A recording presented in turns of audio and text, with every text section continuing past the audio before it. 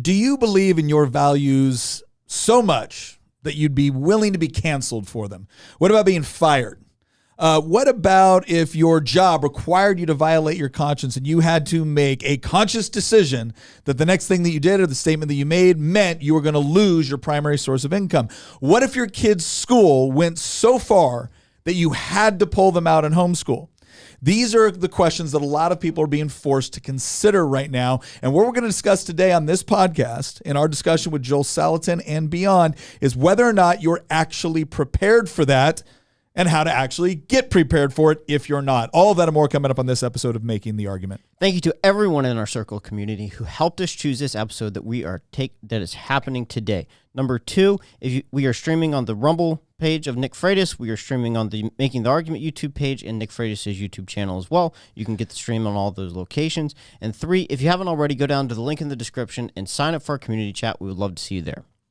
All right, I am your host, Nick Freitas, member of the Virginia House of Delegates, but other than that, a reasonably nice guy. I've also got a little bit of experience with what we're going to be talking about today with homesteading, so I'm looking forward to this discussion. Not with us here today is my beautiful bride, Queen of the Bees, Tina. She had to step out once again to get some milk, and I've been told that it's perfectly reasonable for someone to take 18 hours to get milk, so I'm sure she's coming back. Please come home. No, I'm sure she's coming back. Unfortunately, he's stuck with me.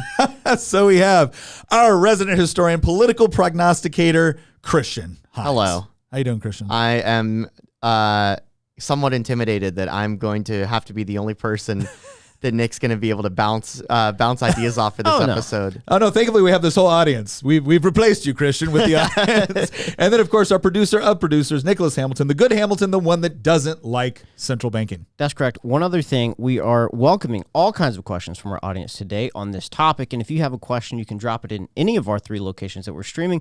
Please start your comment off with question and then state it. And that way we'll be able to find it. All right. So with my official Polyface Farms mug, I'm going to introduce you all to Joel Salatin. Now, many of you in our audience already know who Joel is because he's kind of the godfather, not of just like homesteading, but of sustainable farming and a lot of these other practices that he's put into play, which kind of, I would say contradict this notion or this idea that the only way that we could feed a large-scale population is through industrial farming. I want to say right off the bat, like I understand why industrial farming exists, why industrial ranching exists. I get it. I'm not here to trash that. But I do think Joel makes some really good arguments with respect to his methodology. And one of the things I love the most about it is that if you are interested in homesteading, if you are interested in getting involved in agriculture at kind of a micro level, he actually provides mechanisms that you can use. Very practical mechanisms that you can use. I know we've tried some of them and it's been awesome. We're loving the results so far. But what we're going to first do is introduce you to Joel and his story, because a lot of people know him from the methods that he uses, but a lot of people don't understand where actually he came from, how he developed those, what happened to his family, what happened to his family overseas. Some people don't even know he used to live overseas. We're going to talk about that right now. So you guys are actually getting a sneak peek into an interview that we did a while back that we're still going through the process, still finishing up the edits, because we want to make sure we do Joel justice on that. But we wanted to give you guys a sneak peek into aspects of this interview. I think we've got something like 4 hours of... We got like 3 hours of footage sitting down with Joel, another 2 hours of walking around his farm. We're only going to go probably over about 30 minutes of that today. And we're going to kind of do a react to it. We'll break up at different points, talk about some of the things he discusses. But let's go ahead and get started with the first part of our interview with Joel Salatin.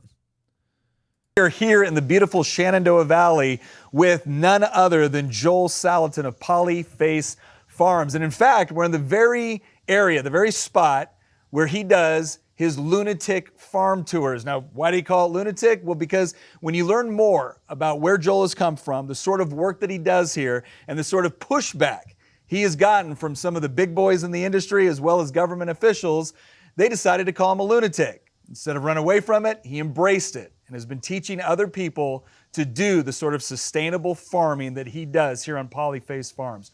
Joel, thank you for being with us here today. Oh, it's my delight and honor to be with you. Or I should say thank you for having us here. Yeah. Well, first things first, we want the audience to get to know you and your background. And we were talking a little bit earlier today. Can you tell us a little bit story of your folks?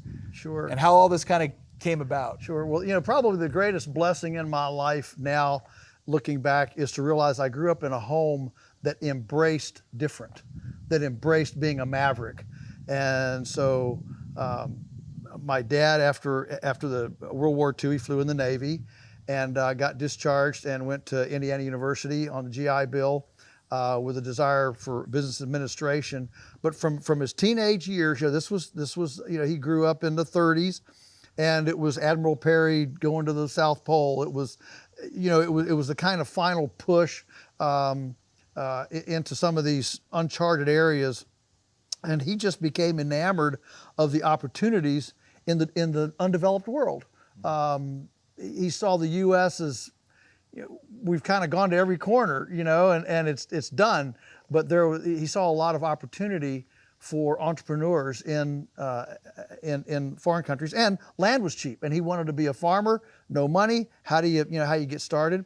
So went to IU, and then he hitchhiked to Vermont to Middlebury College, which specializes in foreign language. Spent a semester learning Spanish. Hitchhiked from Vermont to Mexico for imagine that, for 6 months, stayed with a Mexican family, boned up on his Spanish, and then came back and sat for the Foreign Civil Service exam in Spanish, passed it the first go, and went as a bilingual accountant with Texas Oil Company to Venezuela, where this was 1948, the beginning of the real oil boom and stuff, and around the world. And of course, those they called them man camps, where the workers would come. The workers were Venezuelans and the management was Americans. And so the tension was always about money. And so they wanted these bilingual accountants. It was a very specific job description niche for a very specific period of time in history, and quite lucrative and paid well. And within 6 years, he was able to earn enough and save enough to buy a 1,000-acre farm in the uplands of Venezuela, South America. And meanwhile, he got married, married mom, and mom had caused a fracas in college by wanting to start a non-alcoholic women's fraternity, and so she got blackballed by the university as being a troublemaker. That she wasn't content with all the the beer drinking fraternities. And so, they were both mavericks, and went to Venezuela, and the goal was to produce chickens, meat chickens, and milk, dairy. Dad saw that as two kind of opportunities beckoning at the time, and so we started raising chickens out on the farm, and the indigenous chickens there all have kind of a subclinical. At that time, a subclinical mucus discharge from kind of a subtherapeutic pneumonia from the filthy conditions they were raised in. The open sewers, the squat pots under the houses, that sort of thing. And so, of course, this is before electricity. There's no supermarkets, and so the food system Pause real was quick. The farming community. Okay, just to remind everyone, obviously, when he says before electricity, he's talking about the area that they're at right now in Venezuela when they're doing this. But Nick, why were they in Venezuela? I might have missed that. So what he was talking about earlier was his father, when he got out of World War II. He was living at a time where he talks about how Admiral Perry was just kind of making his journey to the South Pole.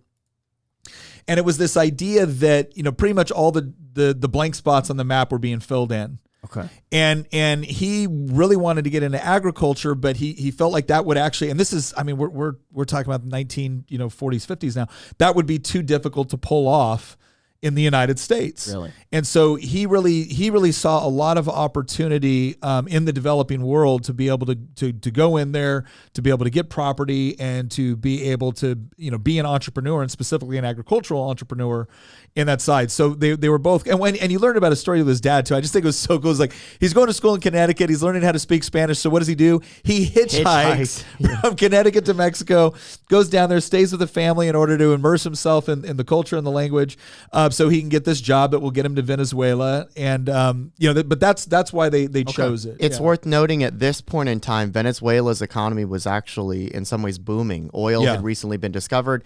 it was not the at all. It was not the Venezuela that we know today. The Venezuela that we know today, I mean, they're importing oil. Yeah, I mean, the entire economy's collapsed. But at this point in time, Venezuela was Venezuela was pretty much the richest country in South America around this point in time. Really? Yeah. It looked like it was going to basically become like an economic, Powerhouse. Yeah, powerhouse within the region. And I think Joel is going to explain how the story ends. And people forget that. I think a lot of people think that when Chavez came along in the late 90s, early 2000s, that's when it all fell apart. But Chavez actually came into power because Venezuela had tried socialism before. Well, and he's actually gonna talk about this because there's a reason why they're not in Venezuela anymore, and it didn't happen recently. So let's go ahead and So basically, what he's doing, just to get everyone back to me, he's talking about the chicken market and the marketplace where people sold their produce, their livestock, and whatnot, and some of the things that they were able to do. So let's go ahead and would have their farmers. They would come in. You know how those Latin American countries are with the village square, the city square, and all the farmers would set up. Well, then the middlemen, not Walmart and Costco, but individual middlemen would come, and they would negotiate for product in bulk, and then they would take that through the city. And they had their customers, that would get from them. And of course, they're always jockeying for the best bananas and the best papayas and the best pineapples and the best chicken and the best eggs. And there was enough food knowledge in the area to that the average buyer normally was the senora of the house. She would go out, and these guys would have the chickens, hanging on a pole. And she would take her finger and run it down along the beak of all these upside down chickens, and the ones with the driest beak were the healthiest. Gotcha. The ones with the most snot were the unhealthiest. And so everything in that very open free market was incentivized to good product. The farmers were trying to have the driest beak chickens. The vendors were trying to buy the driest beak chickens. The senoras were looking to buy the driest beak chickens. Everything was incentivized to excellent quality. Pause Here real we came quick. along, and This is one of the interesting things where he talks about everything being incentivized toward good quality. So obviously, it's not as if everybody was producing, the healthiest chicken possible. But what it was is that the producer, without because we're talking about a time in Venezuela where it's not like they had inspectors going around to every single marketplace, going around to every single farm. But he talks about being naturally incentivized toward quality because people knew what to look for. And the people that were trying to buy in bulk so they could then go and sell it in the city for a higher price, they knew what to look for. And this is part of what we talk about in economics, where market economy, when people can voluntarily choose to do business with someone else, will naturally be driven to go and do business with the people that are providing the best product for the best price. And so this idea that everything would just descend into chaos and anarchy and fraud if we didn't have the FDA or government inspectors, it's not true. Now, you can argue all day long if you would like that you think that some government regulation or inspection is appropriate. All I'm saying, the point I'm trying to make here, and the point that I think that Joel was making in part, is that there is a natural incentive within a free market environment to produce a good product, because if you're producing something that is hurting your customers or your customers don't like, and they can do business with somebody else, you go out of business. So you do have a natural incentive to be able to produce quality. Let's go ahead. We raised our chickens, clean and different, and ours didn't have any of this mucus drainage, and so very quickly, Dad cornered the market. Yeah. And of course, And of course, everyone was grateful. Oh yeah, yeah. You'd like to think that the other farmers would say, "Oh, Senor Salatin, how do you do this with the chickens?" But no. Instead, we were branded as witches and voodoo. It had to be witchcraft and voodoo to do this. And so we were blackballed pretty quickly, and created some stir in the these gringos coming down here and raising clean food. Well, your dad had really, this is his dream. Oh, this was his dream. I mean, he loved the people. He loved the culture. He loved the language. He loved everything about it. He was absolutely living the dream. And then here came a junta. and of Pettis Jimenez in 1959 and on into 60. And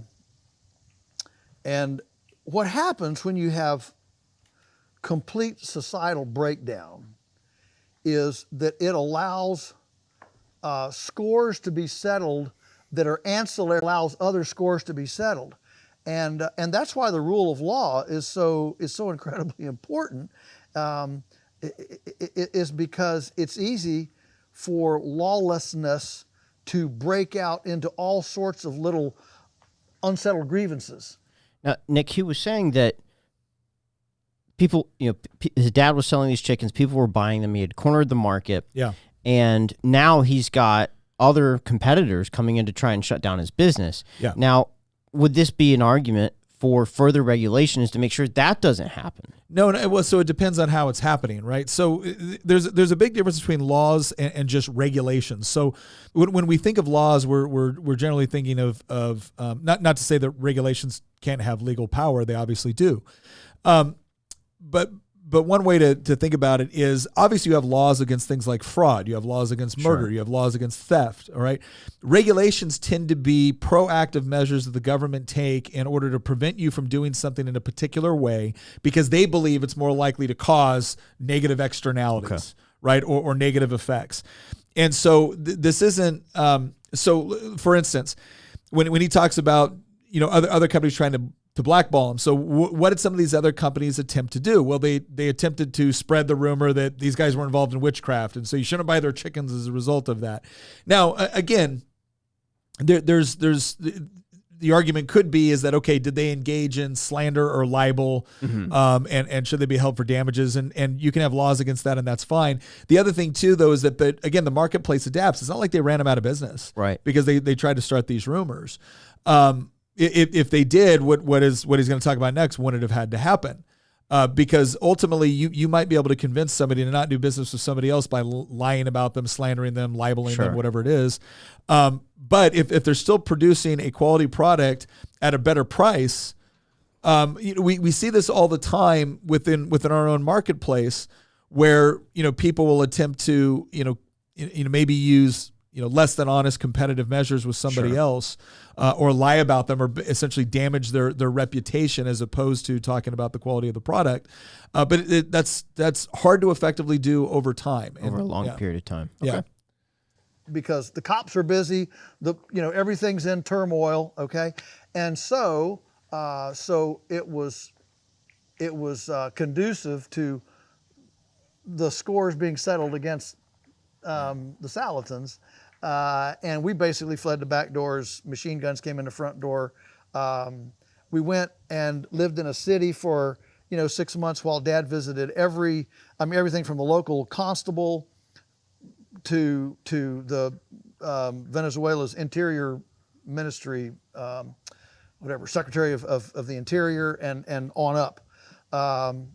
And no, it was either what will you pay us? It was either bribe oriented. Yeah. What will you pay us to protect you? Or it was, we can't do anything. We're afraid we're going to be assassinated too. So, I got my hands full here. And so finally, the door closed. I mean, it was done, and we salvaged what we could. We packed a couple barrels and got in a merchant marine ship coming back to the U.S. and got back to the U.S. in Philadelphia, Easter Sunday, 1961, and I was 4 by that time. And Dad was still wanting to go back. He was hoping that things would settle and he'd be able to go back. And that's why we settled here rather than Mom and Dad's roots were both in the Midwest. Rather than going back to the Midwest, Ohio and Indiana, where they were from, we settled here so we could be a day's drive from the Venezuelan embassy here in case things settled and we could go back. As that happened, it never happened.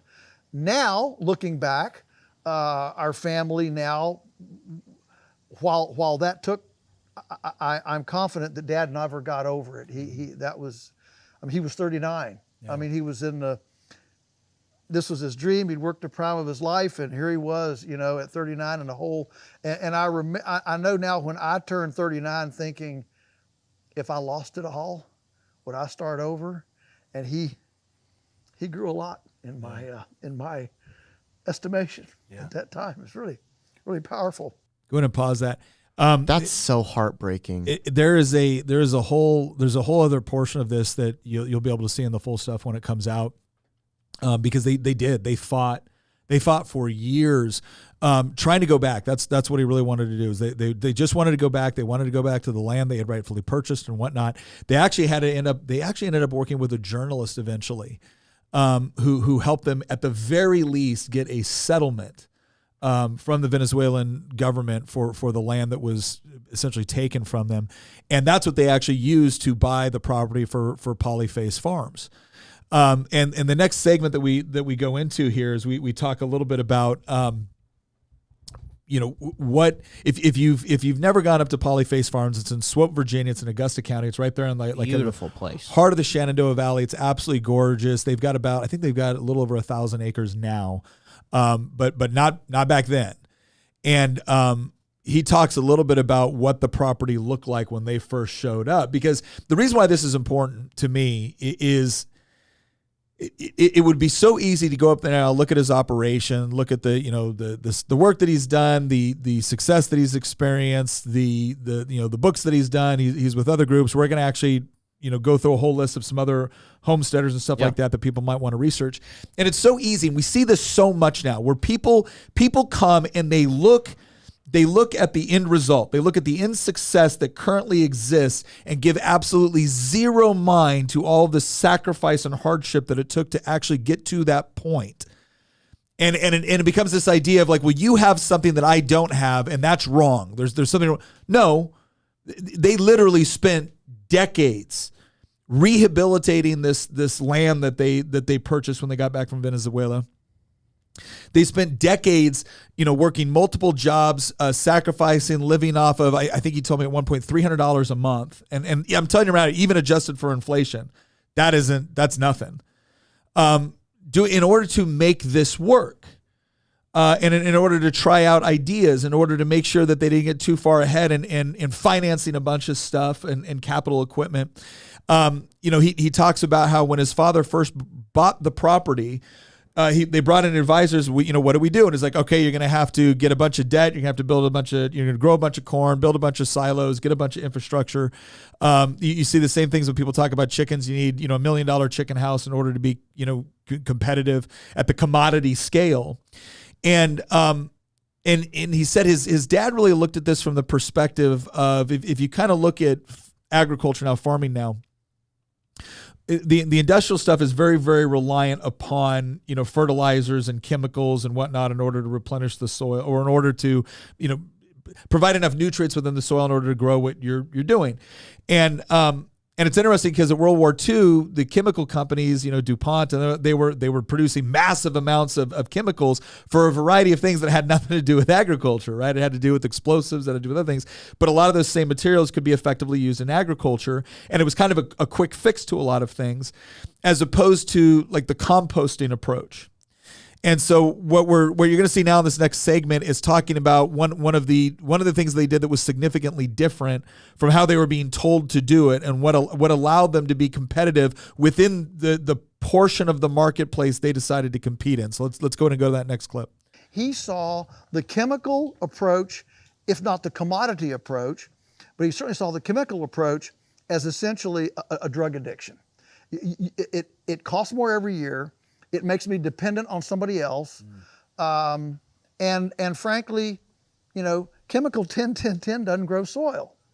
And so that pushed him to looking for what are nature's patterns? What has stood the test of time? How has soil been built? How has fertility been built, before DuPont? Before Monsanto, right? For that matter, what kind of food system fed populations for millennia, before Kroger's. And so what our discovery was, and what he discovered was, it's really quite simple. In nature, animals move. They're not confined in buildings. They move. They move outside. Well, if they move onto fresh ground all the time, and that's part of their hygiene, sanitation, immune function, right? Then we have to have portable infrastructure. We have to have portable shelter, portable water delivery systems, portable control fencing mechanisms. And so when people say, oh, you're so clever, you invented all this stuff, I think sometimes they think we just sat around as a focus group and said, let's be clever, let's be clever. But no, our cleverness grew out of a conviction that God's template, if you will, was accurate. And how do we duplicate nature's template on a piece of property So give at a us commercial an example scale? of that. Like, So an example of that is how does nature build soil fertility? All right, where are the best soils on the planet?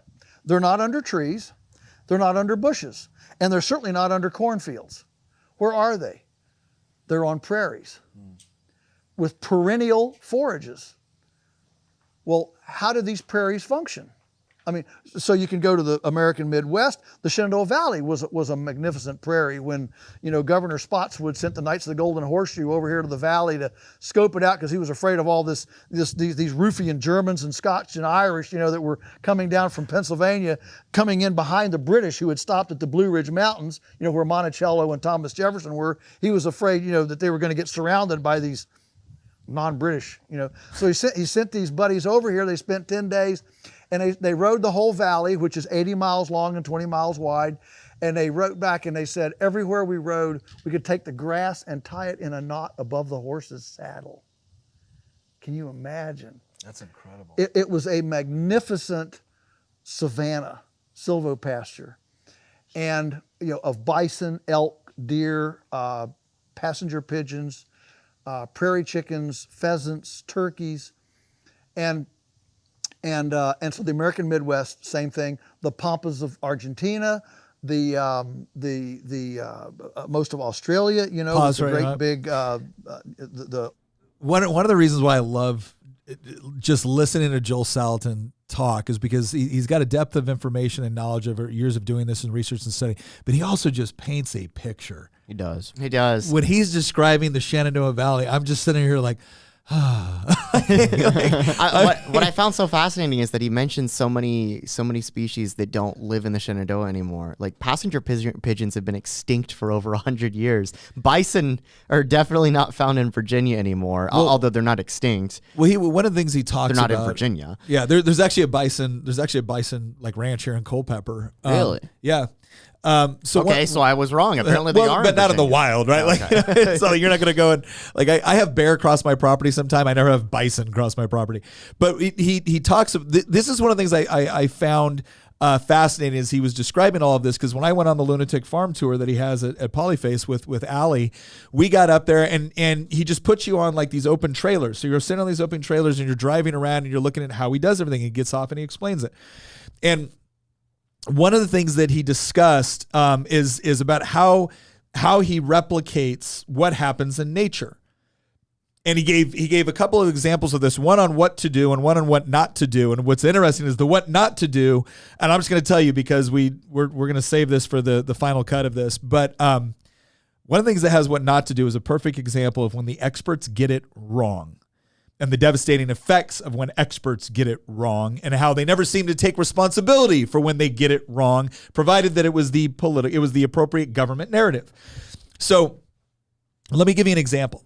He's up there and you're in one of his pastures and he's got all of his cows out there and you get off the trailer and you're kind of walking around and it's like 200 people. Like a lot of people come to go on these tours. And from all over the place. It's really interesting. And this is in the middle of nowhere. This is, middle of Shenandoah Valley. It was funny though, because when I was on the tour, we're sitting there and we've been on this tour for about 45 minutes and the guy sitting next to me looks at me and goes, "Where's your coffee mug?" So he had actually seen our Instagram shorts.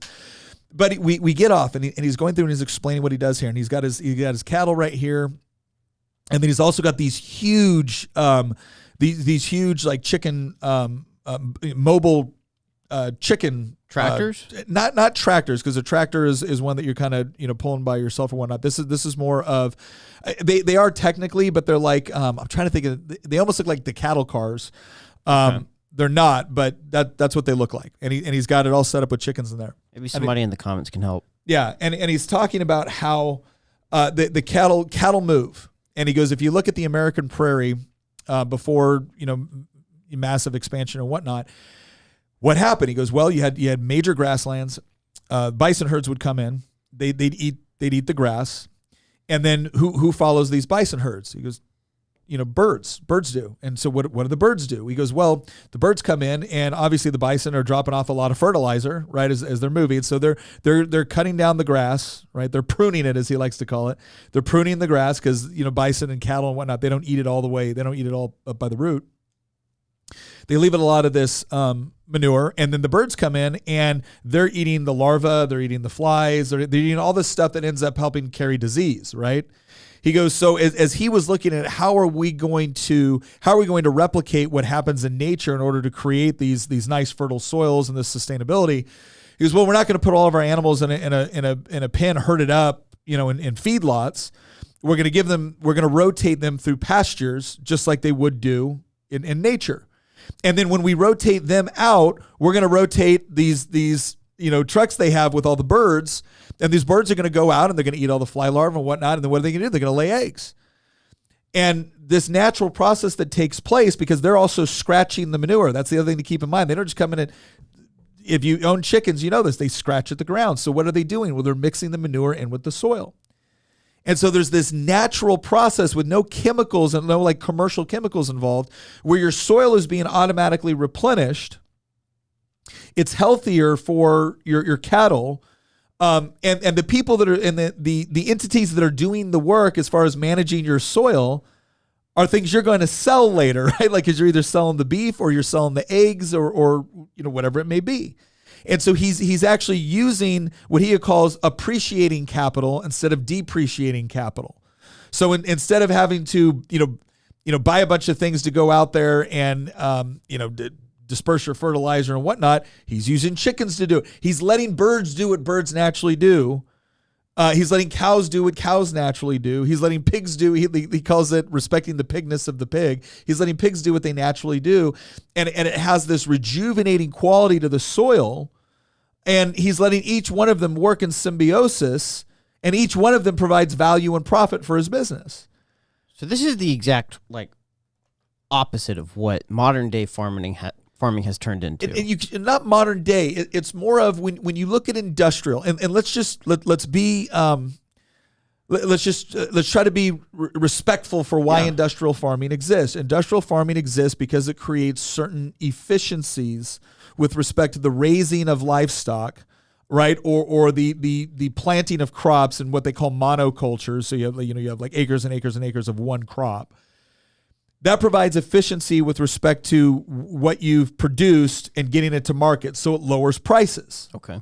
Right now, listen, if you're, we can all appreciate how difficult it can be to feed your family when prices go up. So when industrial farming is allowed for, is the mass production of things at lower overall costs. Now, what Joel will argue, and I think he does so effectively, is that there's actually hidden costs to that approach that don't necessarily make it into the cost of your meat or the cost of your corn.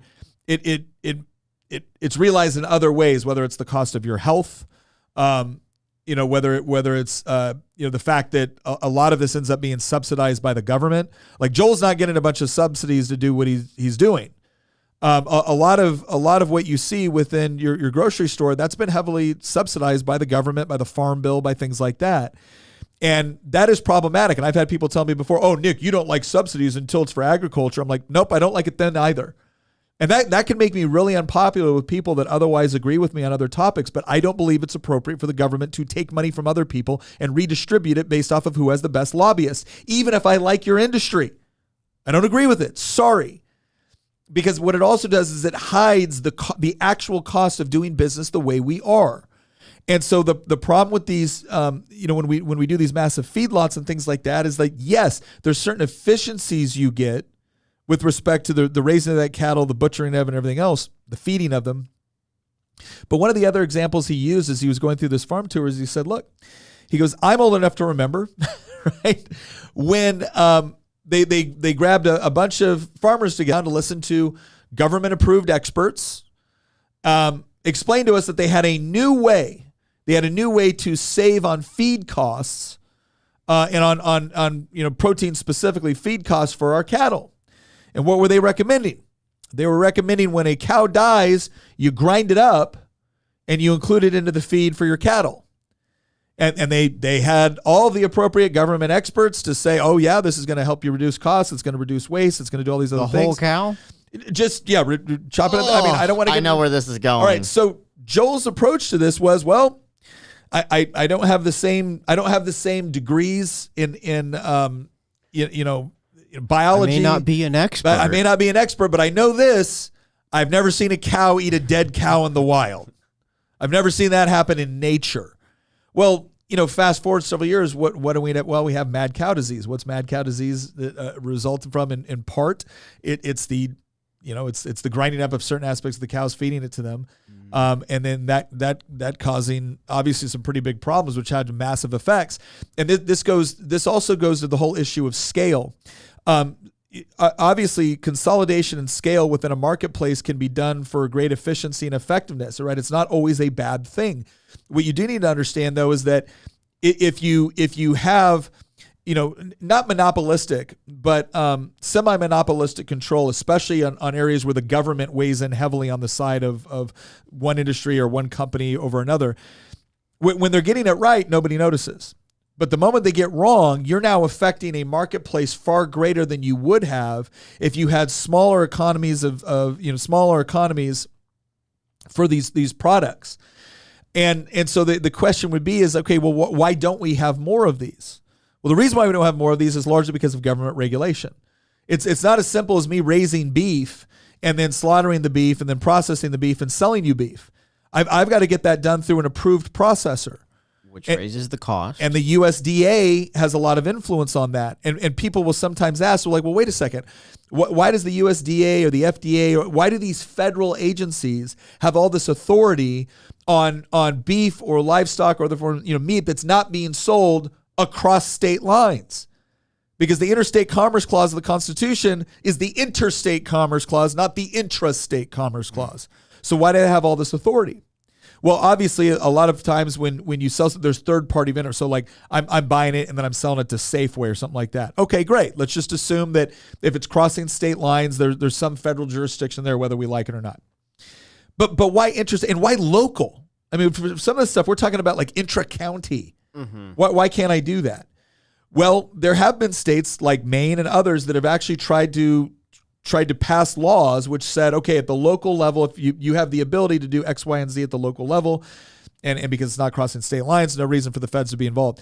And representatives from federal agencies basically come down and say, if you pass this and you attempt to do it, we will pull the license processors that you have from your state. Well, now all of a sudden, state legislators are forced with a proposition where if I pass this thing, which is perfectly legal under the Constitution, perfectly within state jurisdiction, the federal government is now going to punish me and essentially create an environment where none of my larger producers in state will be able to get processing dates in state to be able to sell out of state. And it ends up being a form of federal extortion. That is what that is. And it's one of these things that makes me so mad because every time, and I have carried a lot of food freedom legislation at the state level. And it is amazing when you show up, every single major industry or whatnot, even if you say, look, I had a bill that said you can only, let's say you have a little farm, and let's say your neighbors and people within that community like the way you farm and they want to be able to buy stuff from you. We said, okay, if you are buying directly from the farm, or you're buying directly from the farm, which has a station at like a farmer's market, you can buy whatever you want from them. You just got to sign a waiver, or there's got to be a label on the food that lets the consumer know this has not gone through the normal like federal or state inspection process. Now, Joel Salatin at Polyface, he has a policy where anybody can go onto his farm 365 days out of the year and go look at what he's doing. Go look at how he's raising his produce, his livestock. He does primarily livestock.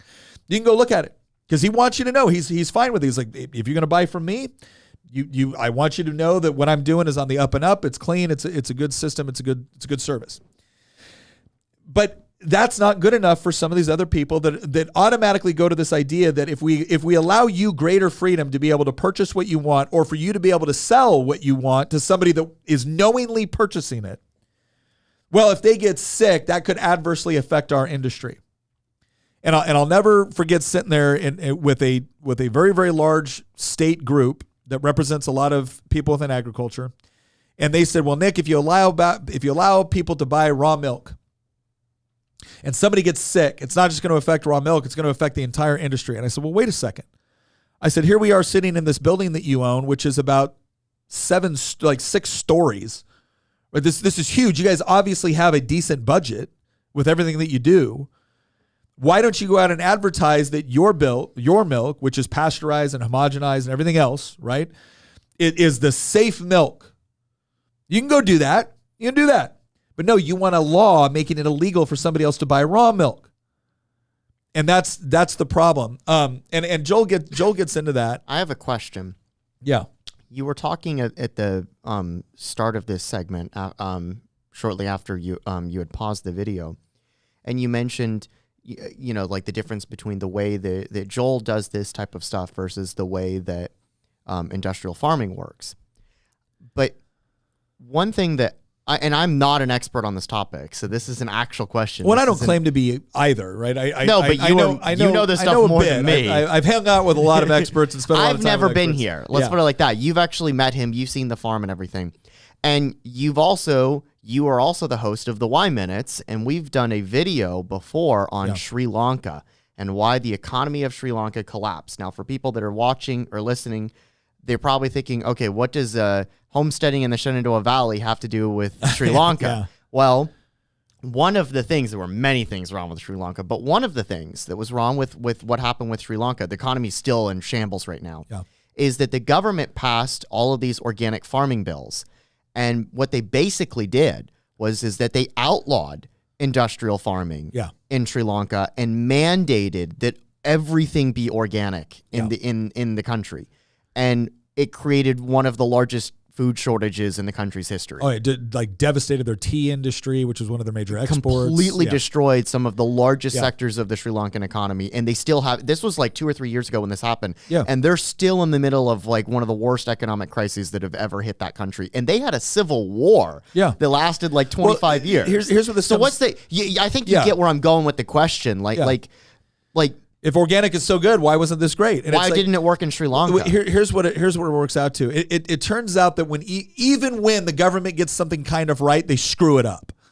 Because what are they doing? They're not saying, look, we recognize that there's some problems with the way that this sort of process is going within agriculture, and oh, by the way, it looks like that there's some emerging practices that would be better and perhaps healthier and maybe more sustainable long term.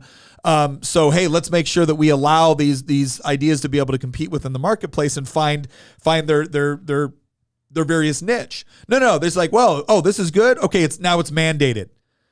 And that's the problem. This is one of the reasons why, even though I'm a huge Joel Salatin fan, I'm a huge fan of genuine composting as opposed to, the chemicals and whatnot. You will never see me voting for legislation that says, okay, now in this and do only this. I'm not a fan of that. What I want is for people to be informed, and what I want is for as many options as possible to exist within the marketplace so people can find where they fit within the marketplace. I also want people to be knowledgeable about the benefits and the costs associated with different things. That's what I want. I don't want the government picking sides on this sort of thing. Now, obviously, you can come up with certain things where there are like very, very obvious negative externalities or whatnot, to where there may be, an appropriate role for government involvement because what you're doing is polluting, downstream somebody else's property. That's a trespass. That's different. But what we have right now is the government going full bore into saying that we're going to subsidize and support this. We're going to create this garbage food pyramid that just so happens to mirror what we're trying to do with our agricultural subsidies, and then we're going to pretend like this is all good and expert based, as opposed to no, there's some real flaws with it. There's some differing opinions. So that's the difference here. Sri Lanka picked a heavy-handed method in the opposite direction. Don't do it. Don't do heavy-handed. How about that? And when the government gets involved, these farmers and industries prioritize what the government desires to see happen more than the customer, and it eliminates us and our buying power from helping direct where these farmers go and what they do. Yeah, that's honestly one of the things that until I met Nick and was able to like talk about some of these things in depth, because for years Nick and I would have conversations for years, many of which kind of resemble the podcast that we do now. And one of the things that I learned through talking with Nick about various different stuff, this being one of them, not literally the Sri Lanka case because that hadn't yet happened, but more of like government heavy-handed approach to, we know that this is the solution, therefore we're going to mandate it by law and require it for everybody in every single aspect, is that when the government gets involved in these type of questions, because Nick opened this episode with, what happens when government solutions go, right up against the type of life that you want to be living, right? And what are you going to do in those situations? When the government does, engages in these type of questions with these type of solutions, what they're doing is creating a terrible perverse incentive where producers now, business owners, farmers, or depending on the topic, it could be a factory owner, either industry or agriculture, they're now incentivized to appease bureaucrats, not customers that are actually paying for the goods and service, because at that point, their biggest customer is now the government. Is the government, yeah. No, we've talked about this before with the whole concept of concentrated benefits and dispersed costs. If your grocery bill is we'll say $100 more expensive per year as a result of government subsidies or regulations or tariffs or whatever it is, well, that's wrong. Like you've had something taken from you as a result of that, and you multiply that across the entire country. Well, now you're talking about hundreds of billions of dollars, because we've got hundreds of millions of Americans shopping, or at least, tens of millions of Americans shopping for these products. And they're all paying, more than they otherwise would be, but they don't notice it. And even if they notice it, they don't necessarily attribute it to what it is. They'll just say, oh, well, that company's gotten more greedy, or that. Right. Well, actually what's happened is the store hasn't gotten more greedy. You're right that there is a company that has potentially gotten greedy. And what they've done is they've hired lobbyists, and they've told politicians, we want a tariff, we want a subsidy, we want a regulation, we want something that bars entry to the marketplace for our competition. We want to deny consumer. That's what it is. It's a consumer tax, ultimately. We want to deny consumers access to a product that competes with us in a way we don't like. Now, is there any area where that might be appropriate? And I would say when we're talking about things like coerced or slave labor. So the communist Chinese government using slave labor to produce products which then compete in other markets. I do think that there's realms in there where potentially a government come in and say, no, we're not. We're not going to assist with that. We're not going to support it because we find it morally reprehensible. Yeah. But those categories are very narrow. Usually this is just about a company or an industry wanting to protect itself from competition. Real quick, I want to get back to the video of Joel, but this is a great question from the Making the Argument channel from Ace O Spades. Are you guys going to talk about how the farming industry is pretty much a monopoly spread across a few companies, like Tyson, for example? How did we let them become such a monopoly? So I think that's a good question. I wanted... Here's the interesting thing about monopolies. A lot of people believe that monopolies are a result of unfettered capitalism. The opposite is true. So the closest you ever came to a monopoly in the United States, where you didn't have the government directly involved, probably would have been Standard Oil. So Standard Oil under the Rockefellers started, I believe the company actually started in the 1850s, and by the 1880s or 90s, I think he had about 90% market share. So even then, he didn't have a total monopoly. The question is what happened to the price of kerosene during that time? It plummeted dramatically year after year to where, we kind of joke sometimes that it saved the whales, because kerosene replaced whale oil as one of the primary mechanisms for lighting. And two, it greatly expanded industry within the United States and actually caused a significant increase in the quality of life across the board. So why was it that 90% market share in that case was actually a good thing for consumers, and in other cases it's a bad thing? Well, usually it's a question of how involved is the government. Because if a company does such a good job in the marketplace producing a product or service that the quality and price is so good that nobody can really compete with them or effectively compete with them at scale, that's not a bad thing for consumers. And this idea that, well, they'll come in and they'll arbitrarily or they'll artificially lower their prices, they'll run everybody else, and then they'll increase their prices significantly. The problem is, try to find a historical example of that actually working. Not even Standard Oil was able to get 100%. Like people forget this. Standard Oil, people teach about this in schools. I remember learning about it in public school. You know, Standard Oil at its peak controlled over 90% of the United States oil market. That sounds like a monopoly. 90% of the entire oil market. What they leave out of that is that when the government stepped in and broke up Standard Oil in the early 1900s, I think it was the first decade of the 20th century. I think it was 1908 maybe. It was in that time frame. When the government stepped in and forcibly court ordered broke up Standard Oil. That's the reason that we have Exxon today. Yeah. They're a successor to Standard Oil. When that happened, Standard Oil's share of the marketplace was less than 90%. It had actually been falling for many years, for over a decade. Now, their profits were still going up. The company was still growing. Yeah. The company was very successful. It was competing internationally as well. But, I'm talking domestically. Yeah, I know. So it wasn't like Standard Oil was failing, but what was happening was that the market was growing and Standard Oil could not maintain perpetually 90% of the entire marketplace. And it was a relatively, up until that point in time, it was a relatively free market, certainly more free than today's market. And so I find it so interesting that by the time Standard Oil was broken up by the government in the name of, anti-monopoly laws, antitrust laws, all that type of stuff, their share of the U.S. oil market had been shrinking. From 90%, they were down to like the 80s or 70s by that point because other competitors had popped up and they simply were not able to actually create the monopoly that we're all taught, that Rockefeller had actually created. Well, and the important thing, so that's like the first part of the question, right? So the sort of monopolies that we talk about as being like truly problematic are always, like 100% of the time, a result of government intervention into the economy. By the way, it was 1911 when they were broken up, not 1908. It's either, I figured it was after Roosevelt. It's always been a case of the government stepping in and either directly granting monopolies. So it used to be that in a lot of countries and whatnot, the United States, or excuse me, not the United States, but governments would grant monopolies to like various nobles or lords or whatnot, and they were the only ones that could, produce X, Y, or Z or import X, Y, or Z or whatever it is.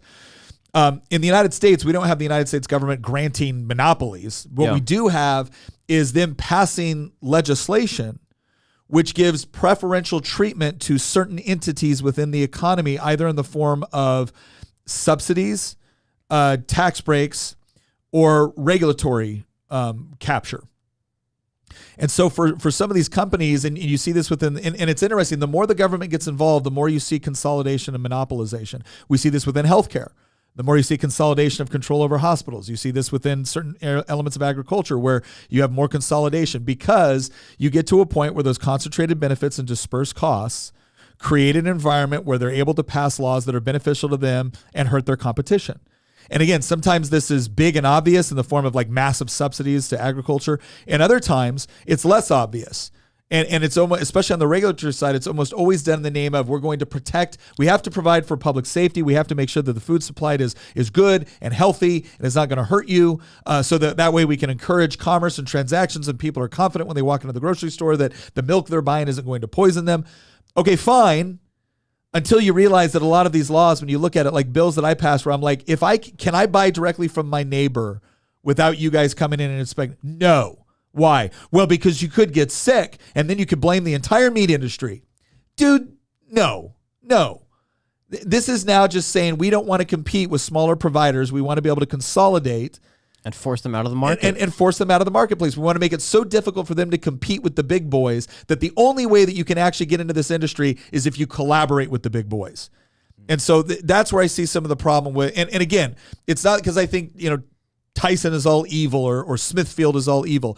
It's more because I think there's a perverse incentive within this collaboration.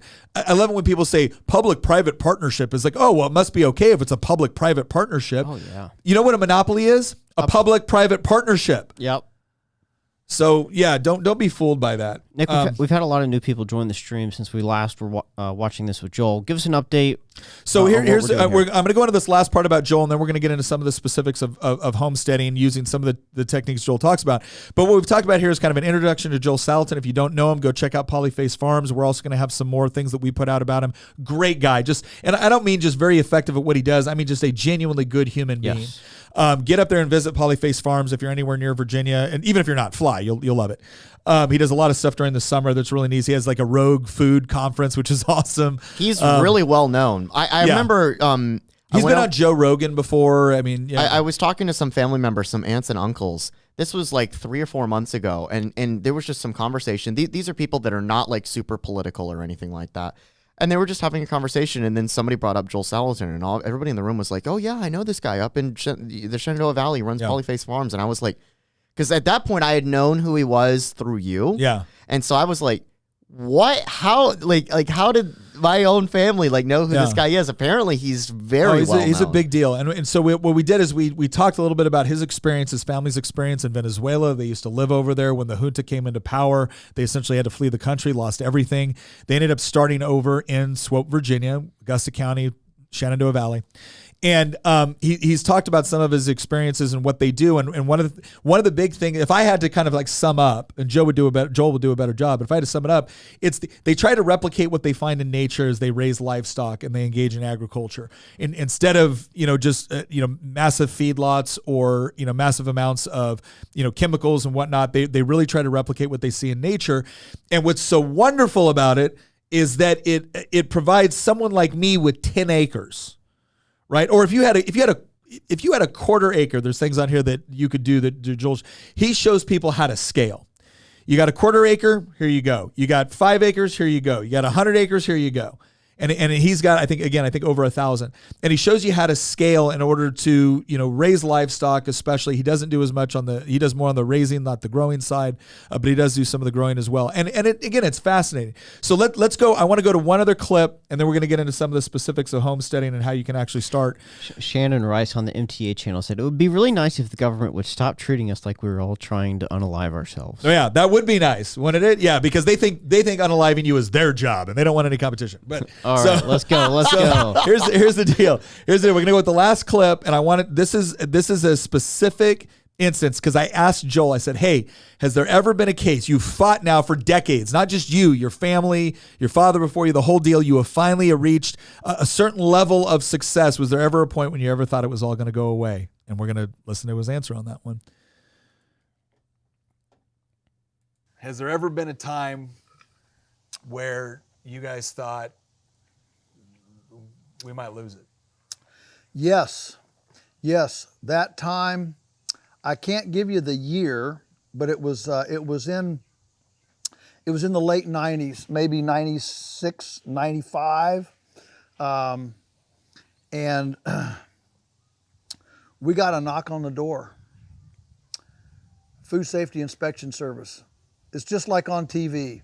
Guy, I go to the door.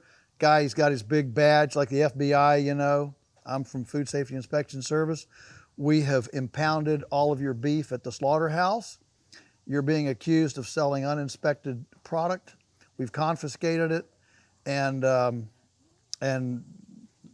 only that, your chicken processing is illegal. And that was a big deal. And I remember like yesterday coming out, I was moving the chickens one morning during that week. And I was just kind of, praying and thinking it over. And it wasn't an audible voice, but it was really a profound just impression on my head for such a time as this. That's what Mordecai said to Esther in the book of Esther in the Old Testament. When she went into King Ahasuerus and pled for her people, the Jews, And she said, well, I can't go in. You can't go before the king unless he extends his scepter, or he kills you. And Mordecai told her, he said, for such a time as this. And it was just a very profound thing. And I took a lot of heart back from that. And we ended up winning that battle. But yeah, it's, if you've never had a visit like that, what we've learned from that experience is, if you've never had a visit like that, you don't believe it's possible. What? What do you mean? A, and B, you just can't appreciate the heartless bureaucracy of these people. And if you want to see me go apoplectic, just tell me when there's something heartless like this going on. I'm just doing my job. Pause right there. This part, again, I think I remember sitting there, and Hamilton and I were up there when we were doing this interview, and we wanted to ask this question because we did want to understand what it was like to be in that situation, because at this point he's talking about the 90s. Remember, they lost everything in Venezuela in the 60s, early 60s, came back to the United States in 61. Still fought forever to try to get, his dad fought forever to try to get back the farm, couldn't do it. They bought this piece of farmland that was just devastated.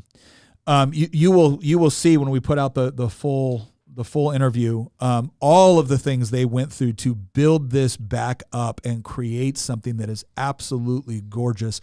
And the quality of the products that they produce, like local restaurants, and not just local, Google tried to get Joel Salatin to personally staff their like cafeterias and everything else. And Joel told him to go find a local farmer. Right. So this is like the links they have gone to in order to do this correctly. And then Food Safety Inspection Officer shows up and says, you've been accused, so we've confiscated everything that you have right now. Anybody in agriculture, whether you do small, whether you do large, will tell you, agriculture is not like other industries. Somebody confiscates everything that you have right there, especially if they're not taking care of it. And oh, by the way, if anybody's confused on whether or not the government takes care of livestock that they have impounded, the answer is no. This could be it for you. This could be it for you. And he goes through the process of explaining how he's sitting here. He's like, okay, well, I have the right to face my accuse. What am I being? You're being accused of doing this, this, and this. Okay, by who? Well, it's an informant. Oh, well, gosh. I mean, don't get me wrong. I understand why it might be important to protect informants in certain situations, but can we also acknowledge that if you're not going to get pushed into a large legal battle or a problem with something else, it could create some really bad situations where you could lose your entire business only to come out the other side and be like, oops, I guess you were innocent. And what was his crime? I mean, his beef was at a processing plant. Oh, you're selling your chickens illegally. Yeah, because heaven knows civilization never existed and we all died eating chicken before we had massive government bureaucracies in order to check it. Especially for someone that's selling on a much smaller percentage or a much smaller volume than all these other companies that have got their feet in huge feedlots or big chicken houses. And again, I'm not trashing those other people, but let's talk about the way he raises his chickens, because I've seen it. The way he raises his chickens is he has these little chicken tractors. For those of you who don't know what that is like a portable chicken coop. Right, and he puts about maybe I think it's like 75 per chicken coop area, and every single day they go out there, they water, they feed them, and they move them, so they have fresh new grass every single day. Do you know how your meat chickens are being raised in a chicken house? They are pretty much put in a small container, right, and they are fed nonstop for 9 weeks until you slaughter them. Right, lights on all the time. His chickens are literally being out and moved. We've tried this method for the first time this year. I got 25 Cornish crosses. We put them out. Luke made the chicken tractor, and every day we go out there and move them. Those chickens are happy. They are healthy. They're not just getting, food. They're not just getting like the food that we give them. They're scratching around. They're getting bugs, the whole deal. They got fresh air. They had good ventilation. Like we don't have disease problems with our chickens. But that's who they're going to come and shut down. Now, again, we'll put out the whole interview, but he manages to fight through this and win his case in part because he ended up calling his local delegate, he ended up calling his local state senator, both parties at that point, and they both helped him work through this. But this is what I'm talking about. We're at a point right now where somebody that's not doing something wrong, not hurting anybody, very open about how he raises his livestock. His customers love him. No, we're going to shut you down because we've decided that you've broken the rules on some level, and we've decided that we're going to impound everything, and you're going to be guilty until you're proven innocent. Don't you just love the excuse that was given? I'm just because it sorry, wasn't, I'm just doing my job. And look, I understand. I understand that some jobs are difficult, and some jobs have there's gray areas, right? There's gray areas where you have to operate. But I look at other ones, and I'm like, do you really think you're saving the world right now? Is that what you're doing? Do you really think you are enforcing something that is just so noble and so necessary that we've got to destroy this guy and his business because maybe you violated some state regulation on X, Y, or Z? I mean, you're never supposed to. It's always taboo to make the comparison, and I get why, and it's overdone a lot, but it's. We've heard that excuse before. Yeah. We've heard, the I'm just doing my job excuse before. And to varying degrees, that has led to tragedy. And they're not all the same, obviously. But that is the famous excuse of government officials that violate people's personal liberties, either violating their life, their liberty, or their property. Yeah. And I'm sorry, but you're, like I said, it's taboo to bring it up and you're not supposed to, but like, there's nothing incorrect with what I said there, that we have heard that excuse before when people have violated your life, liberty, or property all around the world for many, many instances in history. And I don't just mean in Nuremberg. I mean many times in history. And it's an illegitimate excuse, I feel like, because what you're basically saying is don't blame me, blame the bureaucracy. You're part of the bureaucracy. So here's the argument. This is why I always try to be reasonable with this. I understand that we have a system for deciding what our laws and regulations are. I understand that if you're a part of the enforcement mechanism for that, you're a police officer, you're an inspector, or whatnot, you are supposed to enforce the law. There is a reason why we allow for discretion, because we understand that sometimes the law is intending to get at one thing and can accidentally get other things. And we want people to be able to use their discretion, whether it's the officer on the street that is saying, you know what, yeah, this kid technically broke the law, but I don't want him to have a criminal record. He just needs, he needs some intervention. He doesn't need a criminal record. We want there to be cases where judges can say, I understand you still broke the law, but I understand the extenuating circumstances, so you're going to go into diversion, not prison. The problem is that we have situations now where when somebody does something horrible, it's like, well, gosh, your dad was mean to you, so I guess that's why you killed this person and robbed their liquor store. And then when it comes to guys like Joel Salatin, it's like, oh no, that one we got to crush down hard on because, food safety. This is the part where people feel like they're living in clown world. We make criminals out of ordinary people, and we make heroes out of criminals. Yeah. That is honestly what the left has done.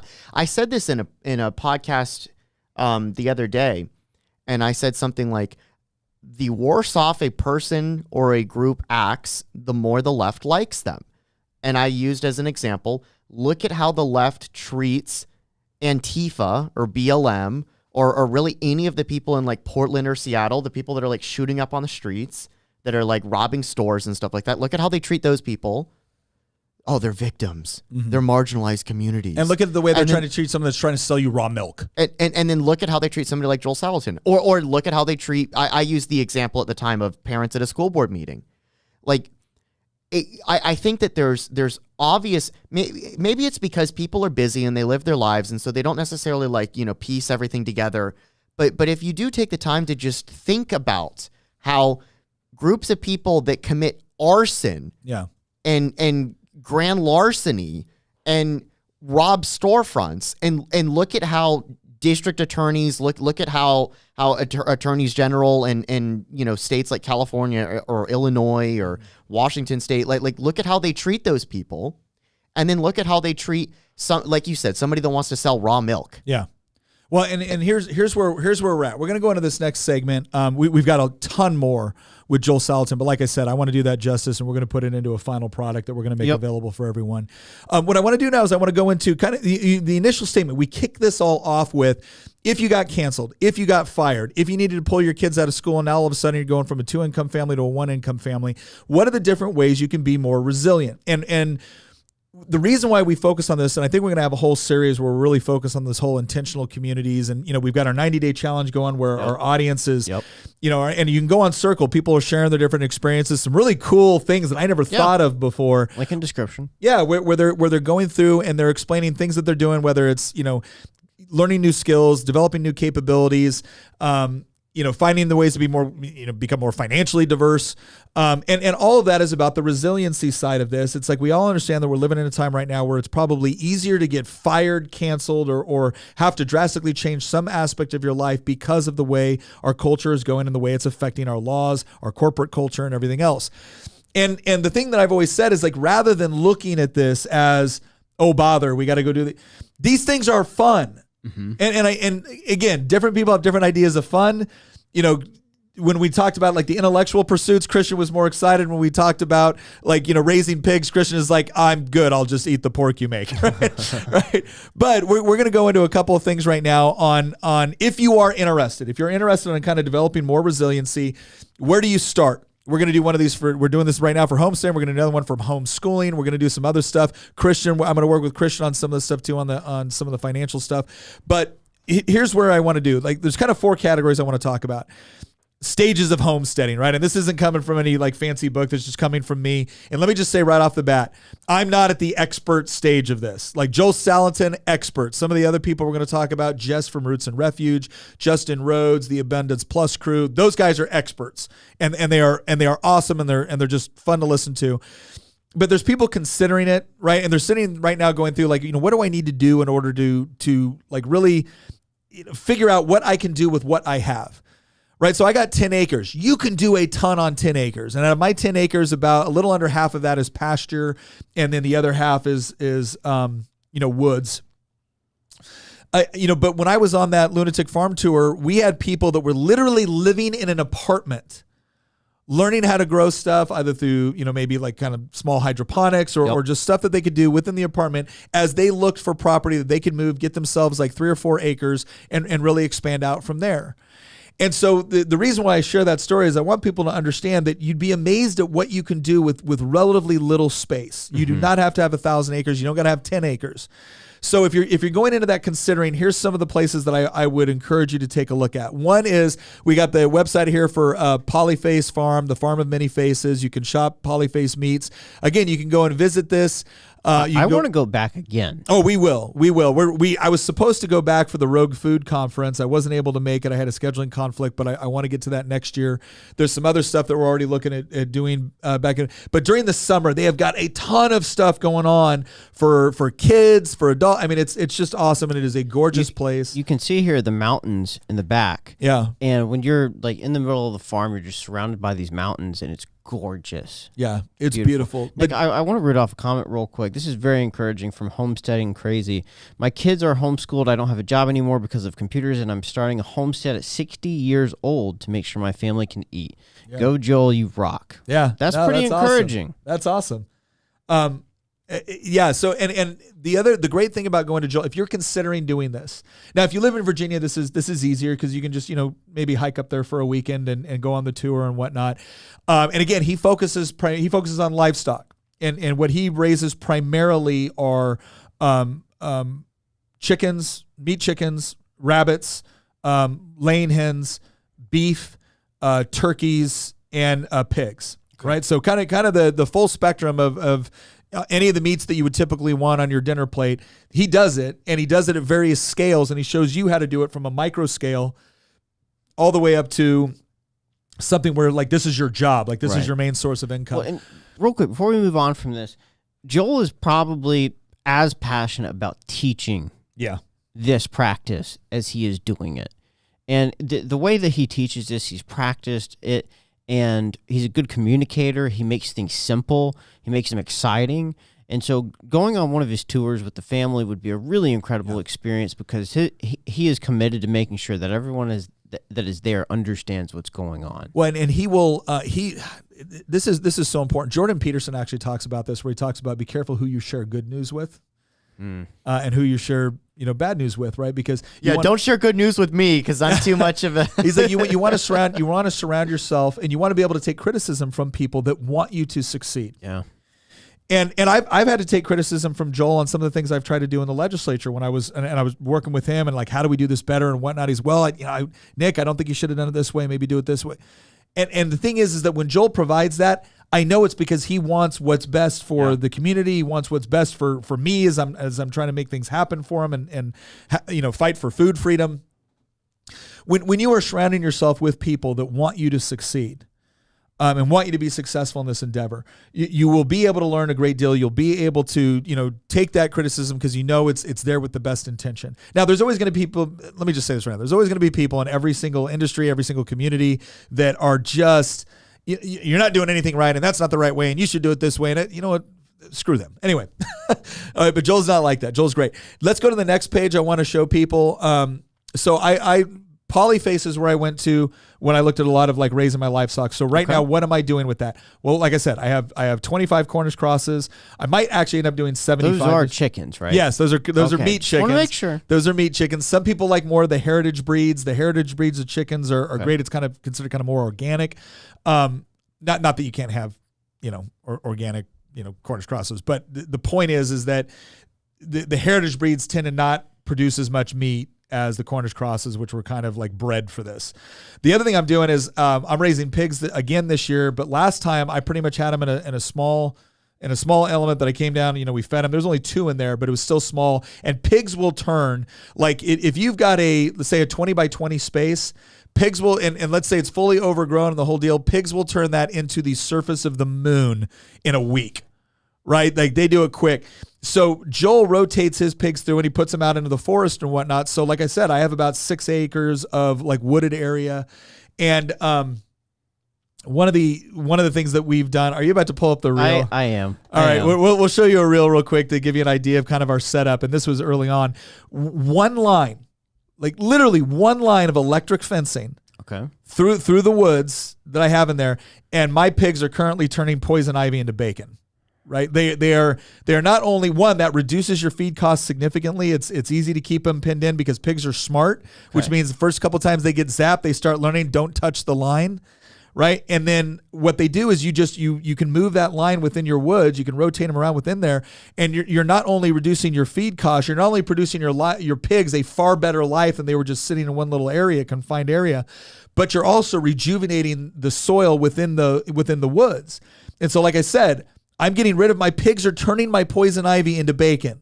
I don't know if you guys know this. I don't got a lot of use for poison ivy. I got a ton of use for bacon. All right, but yeah, you can show that clip real quick if you want. Okay, we just have to. Ron Swanson once said that there's never been a sadness that couldn't be cured by breakfast food. And he's right. I mean, just look at them. They're adorable. Hi, breakfast food. Wow. Hi, breakfast food. You're going to get canceled. I think that's not so far. I think it's got like 800,000 views. But all right, so that's Livestock Polyface Farm. I think they do a great job of kind of explaining. They've got a lot of books for like micro homesteading, Polyface Farm designs. If you want to use some of the same designs they use, it's great. Next, Roots and Refuge. Jess from Roots and Refuge, like her and her husband and her kids, and all, like just a wonderful family. I got to meet.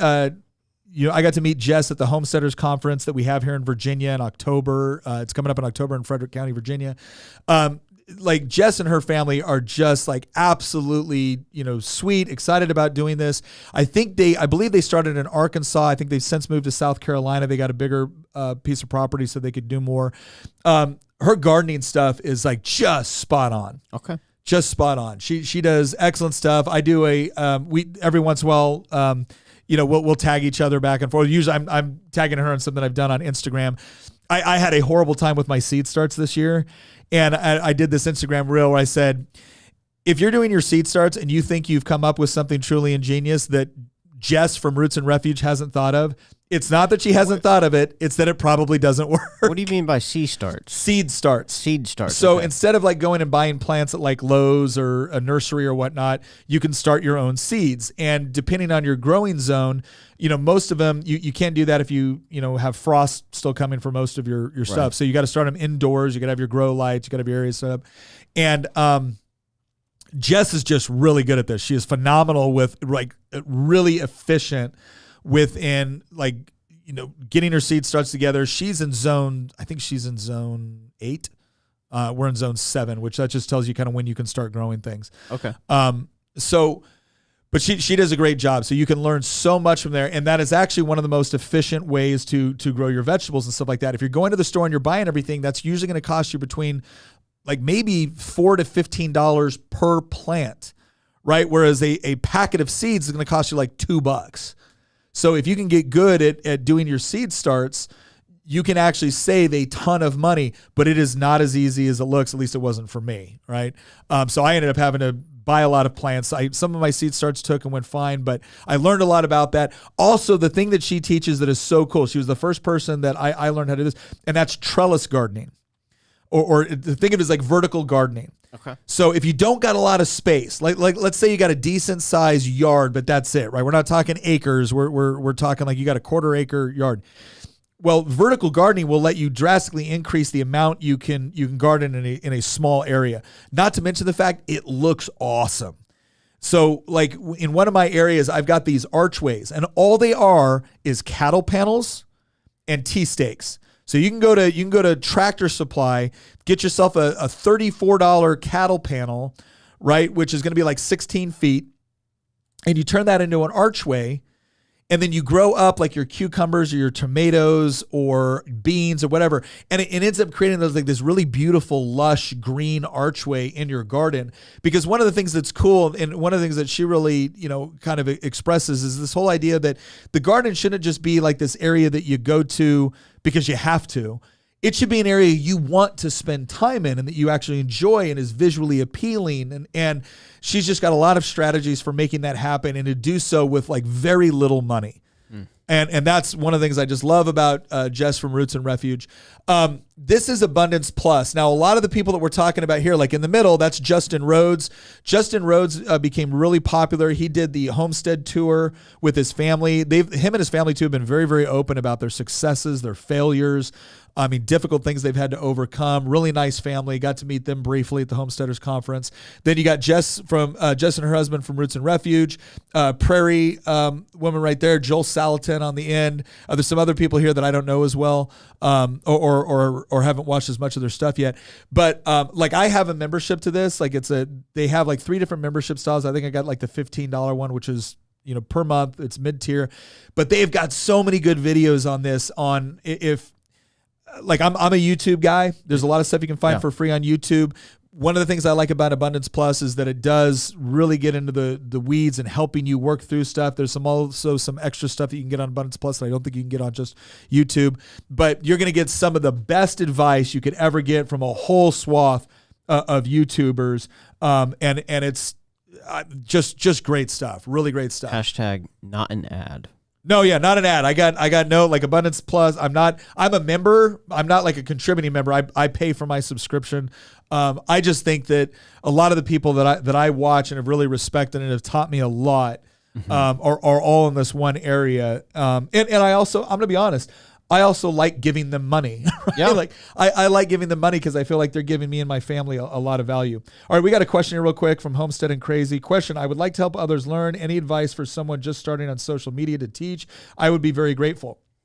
Can I jump in here? Yeah, please. Hamilton's a guru at this. Absolutely. The fun part about this is there's so many different ways to get started, but I'd highly recommend practicing creating short form video on Instagram, on YouTube Shorts, on TikTok. I mean, TikTok is probably one of the platforms that are lacking in homesteading content compared to YouTube and Instagram. And just pick up your phone, film a video, download an app like Splice or something of that nature. Learn how to edit it within the mobile app on your phone, and just do it. Just do it time and time and time again. It's going to take practice, and it's going to be hard, but eventually you're going to get some traction, and it's going to be great. And you may have a unique way of teaching this that others within the homesteading community don't. And so that would be my recommendation. Nick has obviously had a lot of success on social, so I'm interested to hear what his recommendation is. I was going to say start with short form because I think it's the easiest to do. When you do the long form content on YouTube, that's really helpful. But a lot of times, some of the best advice you can get in kind of getting used to how do I word things? How do I title things so that people are actually going to find it? Doing like a quick 60-second reel was like, here's the 3 steps to whatever, plant tomatoes or something like that. That is very easy for people to consume, to save, to share. And that will kind of let you know what the audience is generally interested in. And then you can kind of build from there as you gain that experience. And allow the audience to help guide you where to go next. Yes, absolutely. All right, let me see here. I want to make sure. I thought we had another question. I got his outlaw feminist. Hey there, I just wanted to say I'm a recovered woke person. Your sanity was inspirational in that. I don't know if that's directed to me or someone in this chat, but hey, thank you very much for being here and watching. Really appreciate it. Abby says, I'm going to try organic gardening. There's a man in Oregon, has a big organic garden and does tours. Yeah, that's awesome. I'll tell you what's crazy to me is like years ago, if you would have told me that I was interested in organic, I'd have been like, whatever, that's hippy dippy stuff. I will tell you what got me more interested in it. One of my kids having food allergies, and who is it? And starting to well, if I wanted to say, I'd say. Sorry. Tell me more about your personal. But no, having food allergies, and then starting to recognize, especially as I was trying to get back in shape and whatnot, and just having no idea what was actually in a lot of the food that you got at the store. And I'm such a jerk. No, you're fine. You're fine. Moving on. But what it really came down to was I just wanted to be more knowledgeable about what was happening. Yeah. And what ended up happening was a lot of the people I had seen talking about organic stuff seemed to be coming from kind of the left wing of the spectrum. Now, it was an important lesson for me that just because I disagreed with them on politics doesn't mean they didn't have something valuable to contribute with respect to problems within our food system. But I remember listening to a guy on actually a libertarian website. And he was just talking about eating healthier, and he was talking about whole foods. And he was like, look, when a diet tells you that a Diet Coke is good for you, but an avocado is bad for you, there's something wrong with that flipping diet. And so I'm saying this as I've got like cans of Dr. Pepper next to me. I still eat some crappy stuff, right? Like I am not here to pretend that I'm all organic. I'm not. But it made me more conscientious, and it made me want to delve more into this. And as we were kind of looking at our family and our kids and their health, and okay, what can we do that will be better? And here's what you end up finding out when you're growing your own stuff, and when you pick it off the plant and then go make salsa, brother. I'm sorry, paste picante ain't got nothing on that. That's awesome. It's just better quality. All right, another one, Melissa K. Norris. Melissa K. Norris, I believe, is out in Washington State. When I was planting fruit trees, so this year I've planted fruit trees before. Okay, let me rephrase that. I went to Lowe's, bought a bunch of fruit trees, and stuck them in the ground. I don't know. Did you kill them? Oh, I killed them. I butchered them. I'm pretty sure that if you would look at the fruit trees that I first tried to plant, it was some sort of violation of the Geneva Convention, because I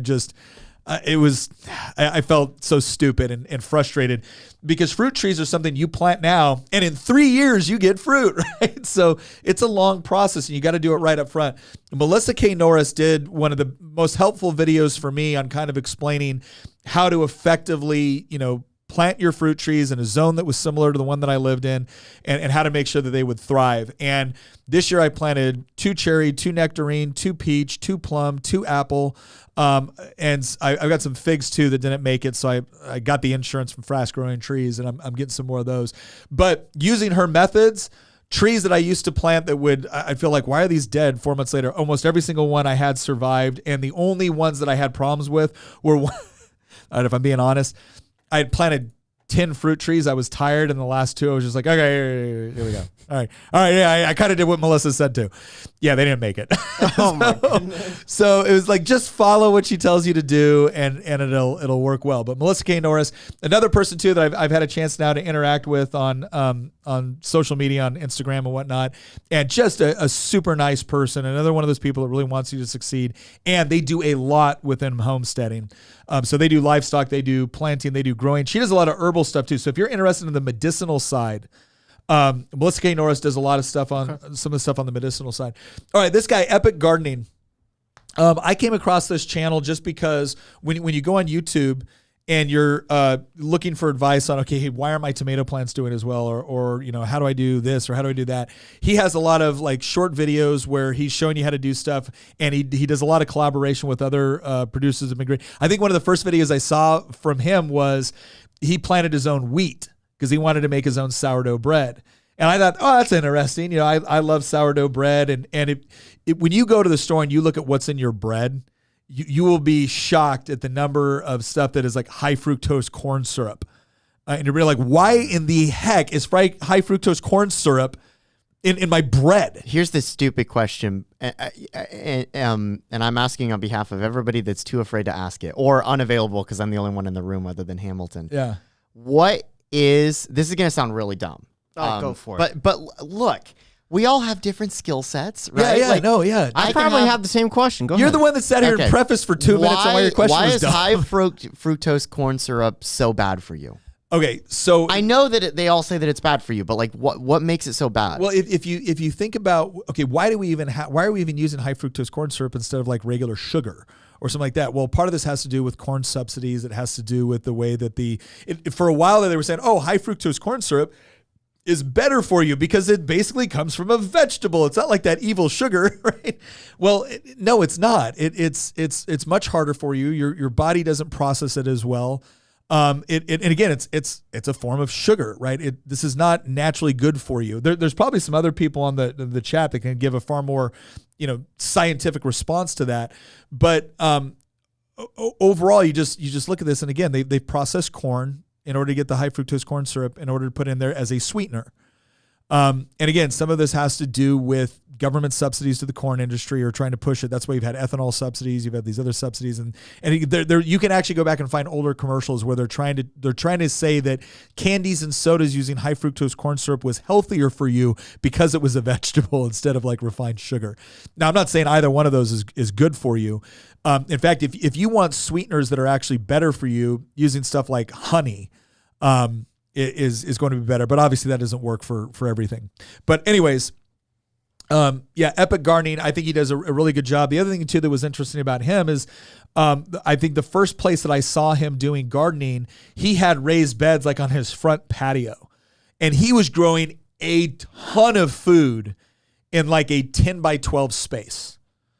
And so again, I go back to, if you're looking for, solutions to some of this stuff and you don't have a lot of property, this is a great place to go and look at some of his ideas. Let's go to the next one. All I got to say is I love BLT sandwiches in the summer. Oh yeah. Yeah. Homesteaders of America. This is a great group. This is actually local to my area of Virginia, but they have a huge conference that they do in October. They, thousands upon thousands of people attend this from all over the country. All over the country. Justin Rhodes was there. Jess from Roots and Refuge. The Salatin team was there.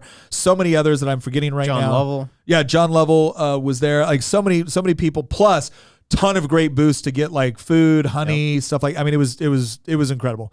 I'm actually going to be speaking at this next one because I'm going to be talking specifically, not as an expert homesteader, but I'm going to be talking as someone that obviously is in a state legislature, is fighting for food freedom and trying to give them advice on how to effectively fight for it, how to work with the legislators that want to support you. Also, things to avoid.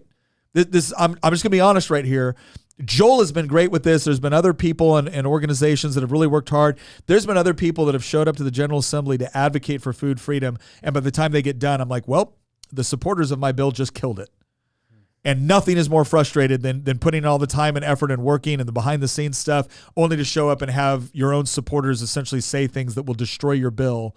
Not because there's anything inherently wrong with it, but just because, you piqued the wrong, you created the wrong enemies on this now. Don't do that. So I'm going to be there to help with that. But I love it when the supporters actually like advocate against your bills. Yeah. Sometimes I've seen without even that happen. sometimes when they don't even realize they're doing it. Like that's the frustrating thing. But we have a ton of other people out there that have just been really great to work with. And again, even the people that showed up and did that, they didn't mean to. They just weren't familiar with the process. Well, it's my job to get them familiar with the process, and they've got to know that they can actually reach out to me beforehand. So when they're showing up at a subcommittee meeting, I'm not surprised. Like, who are you guys? Oh, we're here to speak on behalf of your bill. I would not go so far as to blame you. It sounds like that you're blaming yourself.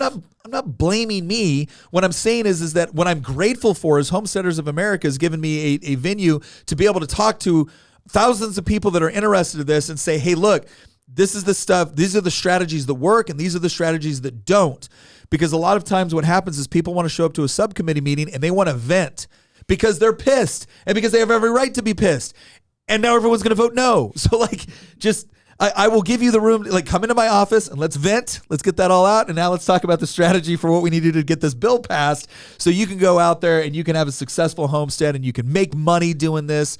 And it's wonderful. But Homesteaders of America, great conference. I want to say, go ahead and check because you might still be able to get tickets for it. They sell out early. So if you're reading this now and you're interested, check now. You wait a couple days, they might not have any tickets left. All right, go to the next one. Okay. Oh, look, see, I'm even on the. I was so stoked when I saw it because I geek out about homesteader stuff, and my picture's on there now next to the Salatins, and I'm like, oh my gosh, I'm like they're with my heroes. But anyway, go to the Frederick County. Okay, so I got Frederick County homesteaders up here now. Obviously, if you don't live in Frederick County, Virginia, you might be asking, Nick, why on a podcast where we've got people from all over the country are you showing me this one? Because these guys, I think, are doing a great job of actually showing intentional community. Yep. We went to, they invited us to come and speak about legislation that we were going to be carrying. They do stuff like, memberships, their farm crawl. They had well over, I think, 100 people at this event that we were doing in small rural Virginia.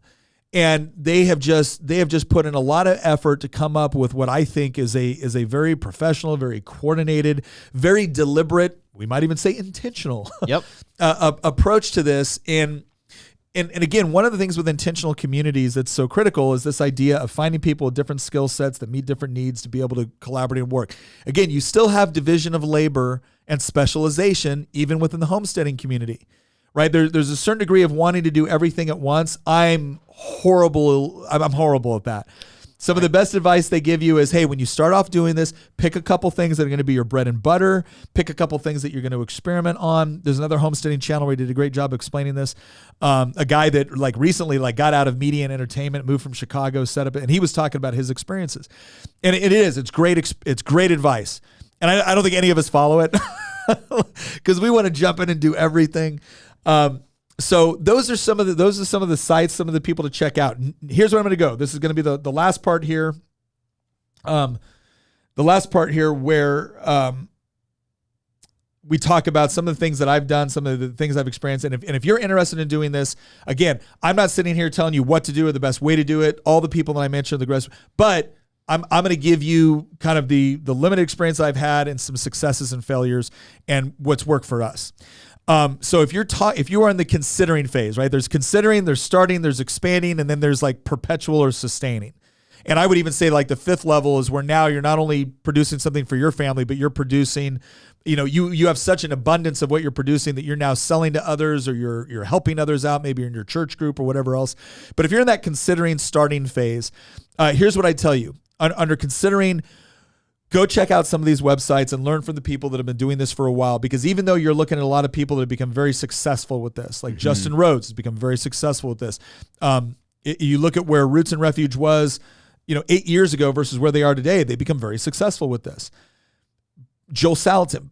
But all of these people know what it is to start with nothing. They didn't have a bunch of tractors. They didn't have a bunch of land. They didn't have a bunch of expertise in this. What they had was a dream, a vision, and a whole lot of determination. And I would add on top of that a willingness to learn, and not just learn from listening to other people, to try and to fail and to try and to fail and to try until you actually succeed. Regarding the links, after the show is over, I'll put all the links that we looked at in the description. Yeah. So people can find them. Yeah. So I would just say that, one of the things that last year I planted a ton of stuff. I planted more stuff than I'd ever planted before. And I would say 65, 70% of it didn't produce anything close to what I wanted. It was so frustrating.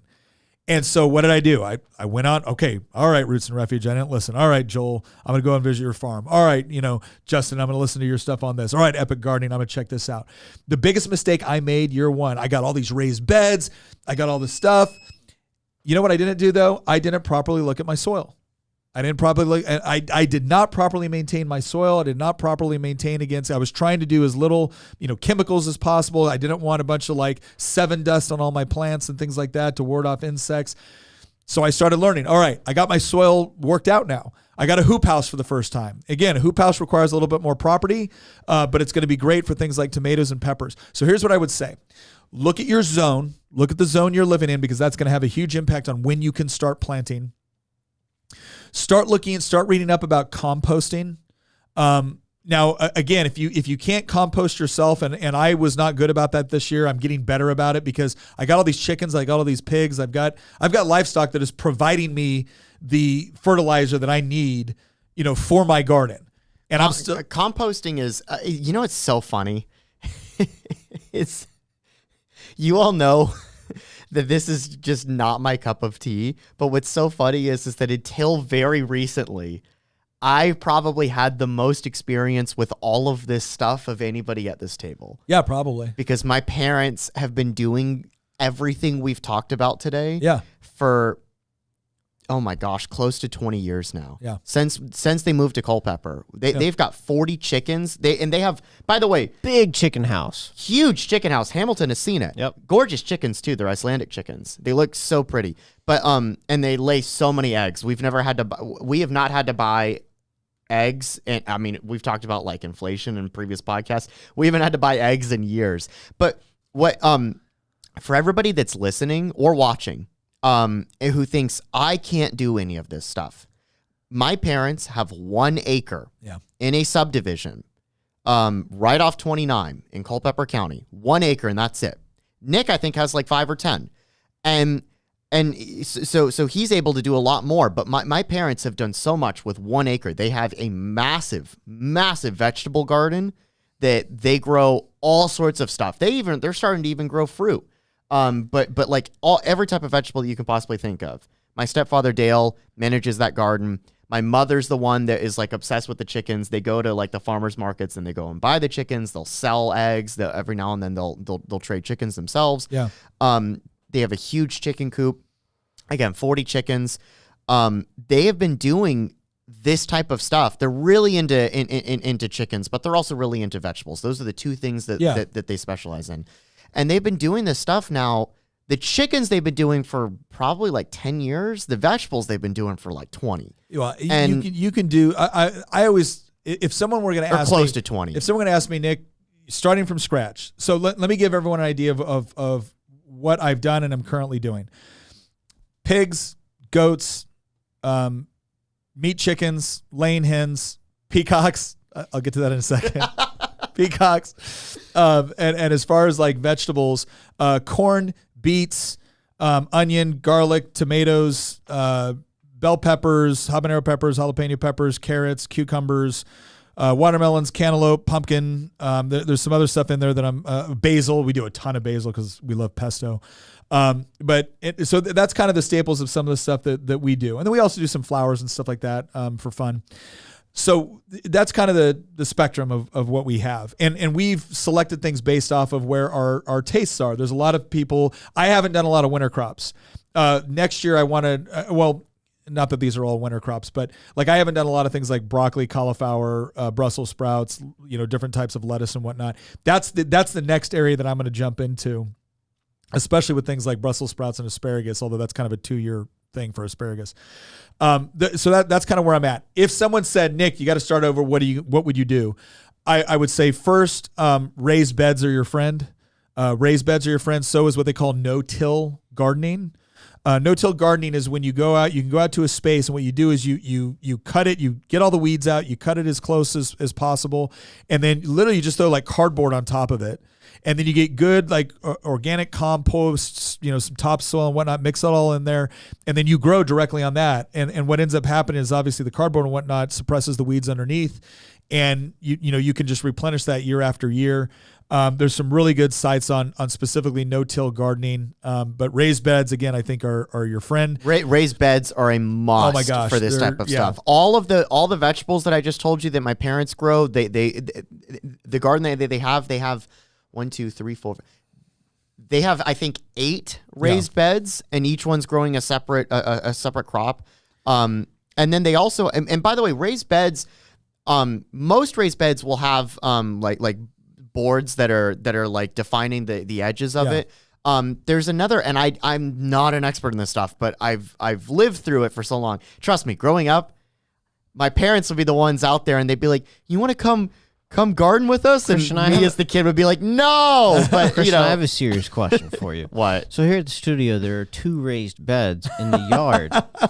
With all this expertise and experience, I already know where you're going with this. No, we could start No. to grow some stuff here. you can start. What do you think about that? You can totally. I will support you in your endeavor from a distance. Look, we've already established that when the economy collapses, Christian's contribution to the intentional community is not going to be gardening. He's going to be providing intellectual I'm the support. conservative equivalent to throw some self-deprecating humor. I'm the conservative equivalent of the communist who thinks when the revolutionary happens, they will get to be the village poet. Yeah. Hold on. In reality, it's going to be like, sorry, but all the poet positions have already been taken. But manual labor, we always need that. Well, let me go through some of these other things that I would recommend people start off with. Okay, tomatoes are great. So I'm sorry, I said raised beds, no-till gardening. These are all I think great ways to start using kind of like that. Composting is great. Look at some videos on composting. Not as hard as you think. Getting chickens. You don't need a lot. You got to figure if you get some of your higher yield laying chickens and whatnot, they're going to give you almost an egg a day. Some less, but an egg a day. They tend to not lay as much in the wintertime because they don't have as much light. If you actually put a light in your coop, they'll continue to lay. However, just remember your chicken is born with all of the eggs it's ever going to lay. As far as like the process for that, like there's a set number essentially, and so if they lay through the winter, you're going to get fewer, overall like fewer years of laying, but you get a higher concentration over a shorter period of time. But I would say get some laying hens. That's a great place to start because you're really going to appreciate especially chickens that if they have a little bit of area to free range, you're really going to start to notice the difference between the eggs that you have at home versus the eggs that you get at the store. Plus, what is the difference? Hamilton, you know the difference because you've eaten my parents' eggs. The yolks are far more rich. The shells I think are usually harder and more formidable. Plus, there's all kinds of things that you can use. I've actually seen people use the egg shells as they'll put the soil in the egg and use those for seed starts. I've never done that, but you can also crush that up and use that as other things as well. By the way, that was kind of a bit mean there because it's a valuable question for somebody that might not have yet seen it. So, look, I'm trying to be a better person here. I'm trying to be a better person. I guess the town poet. It's part of the okay. It's part of the 90-day challenge. Hang on. The reason that I'm going somewhere with this. Yeah. Hamilton, to your point about like the difference between eggs, if you haven't yet seen it, because I'm willing to bet that there's a good number of our audience members that might have not seen like organic, locally grown eggs versus store-bought eggs. Like you will be able to tell the difference in part because they're usually much dirtier. One bit of advice, if you ever do start doing any of the stuff we've talked about in today's episode, do not wash the eggs. That is a tremendous piece of advice. I know they're going to be dirty. There's chicken poop all over it. Wash them before you eat them. Honestly, well, of course. But when you're collecting the eggs, yes, they're going to be filthy and everything. But if you wash it, you have to refrigerate it. Yeah. Otherwise, it will go bad. If you don't wash it, you can leave the eggs laying out on the countertop for weeks. Yeah. You can leave them out for like 2 You'll be weeks shocked. on the countertop. Says the town poet. Be totally fine. No, I mean, I actually do know what I'm talking about in this one Well, thing. listen, Abby asked a question on how do you protect your chickens from predators. That's a great question. You are going to need to have a fully enclosed coop for them. Now, here's what I found during the day.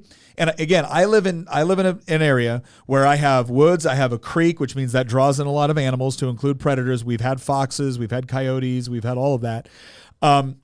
During the day, we usually don't have a big problem with it. We keep our coop a little bit closer to the house. I used to keep the coop closer to the woods. I would not do that again. Okay. Because one of the things that we'll go after is like raccoons. They'll go after it as well. It's not just what you'd Do expect. they go with after the foxes. eggs or the chickens? Yes. Both? Yes. So I like to keep the coop a little bit closer to the house than I would put other livestock. Like I got my pigs run around the woods, right? That's a great place for them. Like there's nothing around our area that's carrying off, a pig once it's gotten to any sort of like decent size.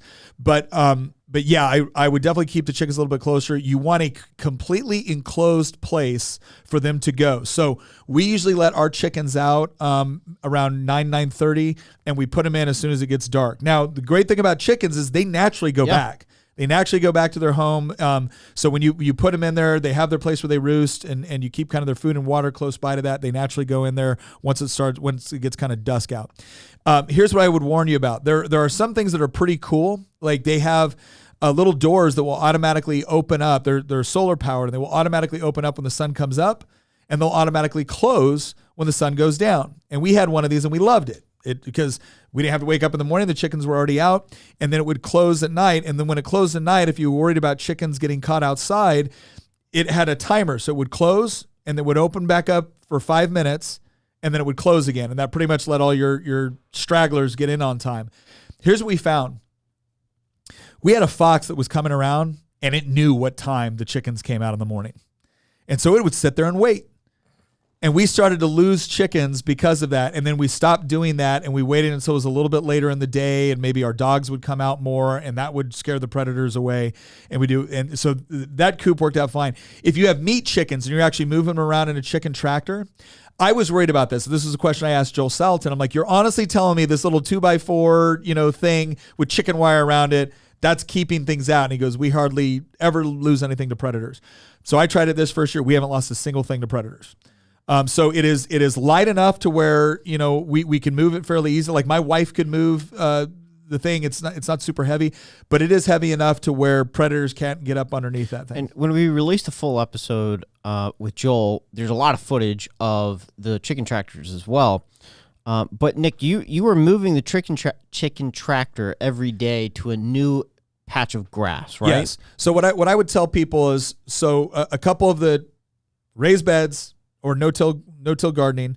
Tomatoes are a great staple. Zucchinis are Christians like zucchinis. One of the reasons why I tell people to try zucchinis is because there is a lot of use for them. I like zucchini, especially like in the morning. Yeah, they're great filler for garbage cans. Whatever. Shut They're up. terrible. Anyway, you know what they're also good for, though? If you need, obviously you have pigs and stuff like that. Zucchinis have such a high yield that even if you're producing you have like 3 zucchini plants, you will probably produce more zucchini at the height of their production than a family of 5 can go through. You know what that means? Feed for your pigs. It means feed for other livestock that can eat zucchini, and practically anything, everything can. So like my goats, they love it when everything's in full tilt because I'm always giving them extra stuff. But zucchinis are a good one. Tomatoes are a good one, not just we use tomatoes and tomatoes paste for so many things when we cook that's a great one. Another thing that you can use are these fabric bags. You can go buy them on, again, if you want the fabric, they're a little bit better for drainage, but honestly, you can use feed bags for some of this stuff. It just doesn't drain as well. But we're growing potatoes in those. And our potatoes are going gangbusters this year. And these little fabric bags, you just fill them up with soil, plant your potatoes.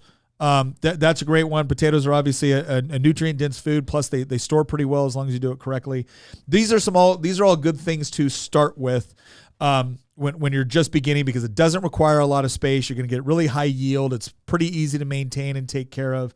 You're going to love it. The other thing is, with the meat chickens. So obviously when you're talking about, you're getting protein from your hens, obviously, because they're laying eggs. Plus eggs are really, if you want another way to preserve eggs over time, noodles. We'll make homemade noodles with our eggs. And so when we just have so many eggs and we don't know what to do with it and we're done giving them away, we'll make homemade noodles, and they're fabulous. But another way to, like, if you want to expand into protein, meat chickens are a really easy way to do it. Because you don't need a lot of space for meat chickens. And if you get a meat chicken, from the time they hatch to the time you process them is about 8 to 10 weeks. 9 weeks is probably kind of that sweet spot for a lot of the ones that are bred specifically for meat. Go get 25, like little hatchlings. There's a ton of them. They actually deliver them to them at the post office. You go and pick them up at the post office. It's kind of cute. You pick them up. They're all tweeting and everything like that. People in the post office are like, what the heck is that? You take them back. You have like a couple of weeks where you have them like in a little container or like we have a bigger brooder that we've made where it's very well ventilated. And so now when like our chicks are like 2 and 3 weeks old, they can all be in there and not be cramped. There's plenty of ventilation. This reduces the amount of like medication you potentially have to give them. Then we move them into the chicken tractor. So you got to figure they're only in that chicken tractor for maybe 5 weeks. And so when they're really little, you can keep them on the same patch of grass for a few days. It's not a big deal. Once they start to get bigger, you want to kind of move them every day. But I will tell you what, people will come over and I'll say, do you see the really, really green grass right over there? Yeah, that's where they started, 3 weeks ago. And so when you're moving that, it keeps the smell down. It's healthier for the chickens. It actually helps your lawn and your soil. So meat chickens are a great place to start if you're looking at raising your own meat. Some people love goats. We love our goats. Our goats have all become pets. I'm not even going to lie. We got Nigerian dwarfs, which are good for milking. And the whole idea was, we're going to milk these and we're going to make soap. We're going to start off with soap because it's fairly easy. Yeah. You don't have to worry about foodborne illnesses and stuff like that. Yeah, they quickly just became pets. I got 2 questions. Yeah. One about the eggs is someone who just recently started back at the gym again. Yeah. If you turn them to noodles, do they retain the protein? Okay, so you're not going to get as much health value in eggs through noodles as you are through just eating. Like I love hard-boiled eggs. Yeah. So like a regular part of my routine, because eggs also have good cholesterol. We have this idea that all cholesterol is bad. It's not. Eggs have really good protein, very good cholesterol. Now it's like anything else. Can you overdo it? Sure. And if you're talking about like duck eggs, they're wonderful, but that's a lot more rich. But I'll do like 3 or 4 like eggs, not a day, but pretty close. Yeah. And it's a great source of protein. Yeah.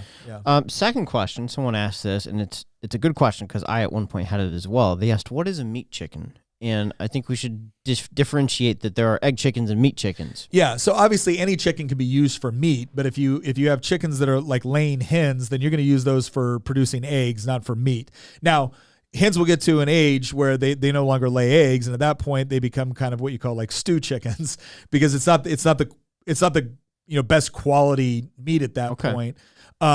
But it's fine for stews and things like that, where you're cooking it down, heavily seasoning it, things of that nature. Meat chicken, probably the most popular chicken breed for meat, and this is what you think of when you go to the store and you're buying chicken breasts or thighs or whatnot, is Cornish crosses. And maybe somebody in the audience can disagree with that and they have a different one, but Cornish crosses are just highly productive in the sense that, again, from the moment you hatch them to the moment you process them, that's only 9 weeks. And if you've got them in a chicken tractor, you're actually supplementing the feed that you would have for them with them going out and getting bugs and scratching things up and everything else. So it's actually in some ways when you've got that chicken tractor made, it's cheaper than if you just kept them in one place and you got to constantly provide all their feed. But they go through feed. They grow really, really quick. It's kind of funny when they're little. They kind of outgrow their feathers. So they got all these like splotches on them. Yeah, they're not the most attractive looking chicken, but that's what I mean by meat chickens. I mean chickens that are specifically bred for the meat yield that you get out of them versus other breeds which are better as like layers, stuff like that. All right. So I think I've gone through some of the things you need. Here's the other thing that I would say is once you start doing this and you get into where you're having kind of more of like your abundant crops and stuff like that, you are going to want to learn how to do some form of preserving. So I already talked about how, hey, you can turn eggs into noodles, right? Obviously it's not the only component, but it's a key one. You're canning tomatoes and canning tomato paste. That's really good. Interesting enough, Justin Rhodes, like the Rhodes family, that they do this. I mean, this is their thing. They don't can. or they don't do very much of it. They freeze most of their stuff. They actually think it provides better taste. Now, if you live on the grid, you can do that. If you live off the grid, you can, unless you've got pretty good solar capacity. I think it's good to do both, right? Like I certainly like the idea that we have the capacity because it's easy to throw something in the freezer, retains its composition, and everything else. There are other things that, we'll pickle stuff. So obviously we pickle our cucumbers, we'll pickle our banana peppers. There's a couple of different ways to do that. There's also like these like fermentation bowls that you can do, which are pretty easy to use, but man, if you don't get it right, they can go bad. But learning how to preserve foods, getting a dehydrators are fairly cheap. I love dehydrated fruit. That's like one of my favorite. I'll eat dehydrated fruit like candy, especially dehydrated apples. Yeah. Dehydrated apples are great, but everything else as well. I'm looking forward to when our fruit trees are in full production. There's going to be a lot of stuff that we can pull off the fruit trees. When you dehydrate an apple, how long does it last? Like forever? That's a good question. I don't know off the top of my head. Okay. I know it wouldn't last forever. Now, if you really want to go for something that's like long lasting, freeze dry. So they now have like these home units. I think there's one called like Healthy Harvest or Good Harvest. I can't remember what it's called, but it's expensive. It's like a $2,000 purchase, but you can freeze dry meat and that'll last 25 years. Wow. I mean, that's hardcore, like long-term food preservation. Freeze drying is one of the best. We don't do that though, so I don't pretend to have any expertise in it. But there's a lot of people that kind of swear by it. But yeah, dehydrating is a really easy way. And obviously, with jerky, smoking things, smoking meat and stuff like that is a great way for food preservation. I don't smoke stuff really. I've got a smoker. I don't use it very much. Does it taste different when you smoke meat? Yeah. Oh, smoked meat. Does it taste good? Yes. Then why don't you do it more? Is it like very time intensive? It's more time consuming. You got it. Now the people that are really good at it and really enjoy doing it, they're probably a lot more efficient than I was. But otherwise you do got to keep up on it. You got to kind of watch it. But like I said, there's probably somebody in the audience that does this that is a lot better at it than I am. But smoked meat is phenomenal. And again, there's smoking meat for like preservation, and a lot of people will like smoke meat for like immediate consumption because it adds a good flavor to it. But yeah, there's ways that you can smoke the meat or preserve it over time. The other interesting thing too is with a lot of, like, if you go buy meat at the store, take it home and put it on the counter, like that's, overnight, it's spoiled the next day. When you're getting fresh meat, I mean, you leave that up there to hang, like out there exposed to the elements. You can do that for days. Somebody in the comments said smoked meat is amazing, but time consuming. Yeah. I need to try it. I don't think I've ever actually tried eating. What type of meat do you typically smoke? I mean, people will smoke pork, they'll smoke beef, they'll smoke venison. Venison is so another thing too that turkey legs, smoked turkey. Of course, smoked turkey legs is more for the flavor, but my stepfather Dale is a avid hunter. That's like one of his favorite things to do other than gardening. And man, venison, if you haven't tried it, it's worth trying. I did not think I grew up eating it. I did not think I liked venison because the way it's too gamey. Well, the way it had been prepared for me when I was growing up wasn't very good. It can be quite gamey. I had a family member that, God love them, they were the best baker on the planet, but when it came to preparing venison, nope. If it's done right, I like I said a second ago, it can be very gamey, but if it's cooked properly, it can taste great. Venison in a stew tastes so good. So I don't like venison as much with steaks. I like it more with stews, with like taco meat and stuff like that. The other thing too that is a phenomenal meat and pretty easy to raise is ducks. Now, the thing you need to understand, ducks are filthy. Ducks are filthy. They just are. The other thing too about like your different fertilizers, poultry fertilizer, poultry drop, and something like that, you can't just take that and then throw it on your garden. That usually needs some time to cool down. It's what they call really hot. Whereas stuff like sheep, cattle, horse manure, that stuff you can almost instantly put in your garden and you're good to go. It's a lot more plant friendly. Some other things you want to own in order to do this. Again, you don't need a tractor. We do have a tractor now, and I absolutely flipping love that thing. It is great. But shovel, pitchfork, wheelbarrow. These are all power tools. You want the battery operated too. I love DeWalt. I'm at a point right now where I used to buy whatever the cheapest thing I could get at Harbor Freight. And that's okay to start, but I'm at a point right now where I'm such a DeWalt guy. It's not even funny. I love my DeWalt power tools. The other things too, if you want to get this in, is not sponsored by DeWalt power tools. but hey, DeWalt, if you're interested, I'll be happy. Like, I already love your stuff. But I love the DeWalt stuff. We got a tractor we've got a front loader. We've got a, what do you call it? Forklift. And we've got some other stuff that we're getting right now with like an auger. You have a forklift? Do you have an OSHA certification for that? No, I sure don't. And I wear that lack of certification with pride. Another thing that we would like to get, which you can actually get an attachment for some of your tractors, although most, if it's not a standalone, is a chipper.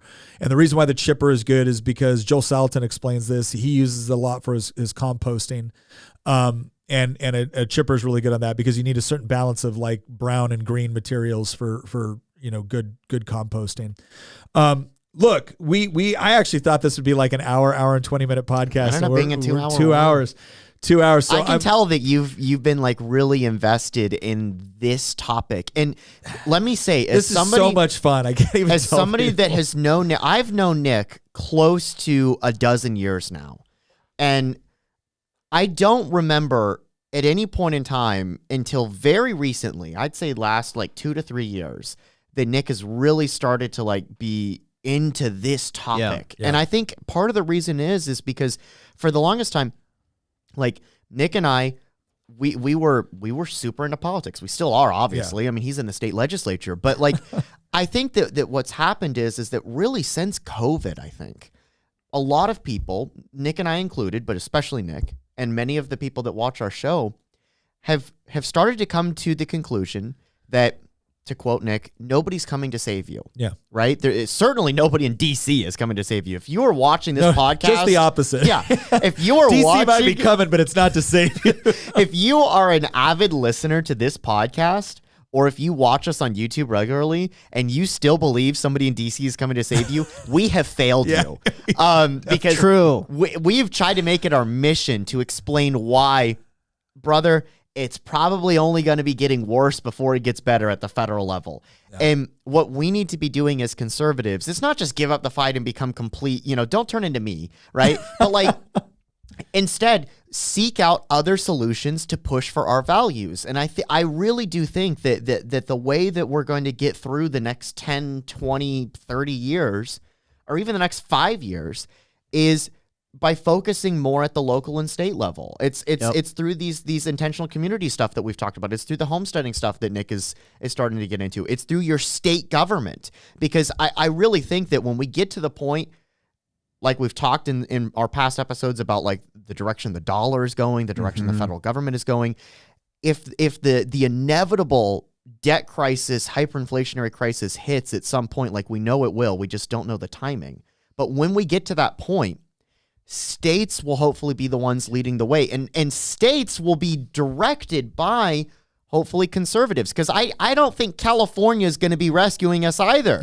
No. When it hits the fan at the federal level. I think it's going to be conservative leaning states like Florida or Tennessee or Texas. Well, I agree with that, and we're going to do an episode at some point really talking about the whole federalist concept and okay, what happens with the states, because a lot of countries at the national government runs into serious problems. The whole country's doomed. That's it. The whole country's doomed because everyone's sitting there waiting to take orders from the national government.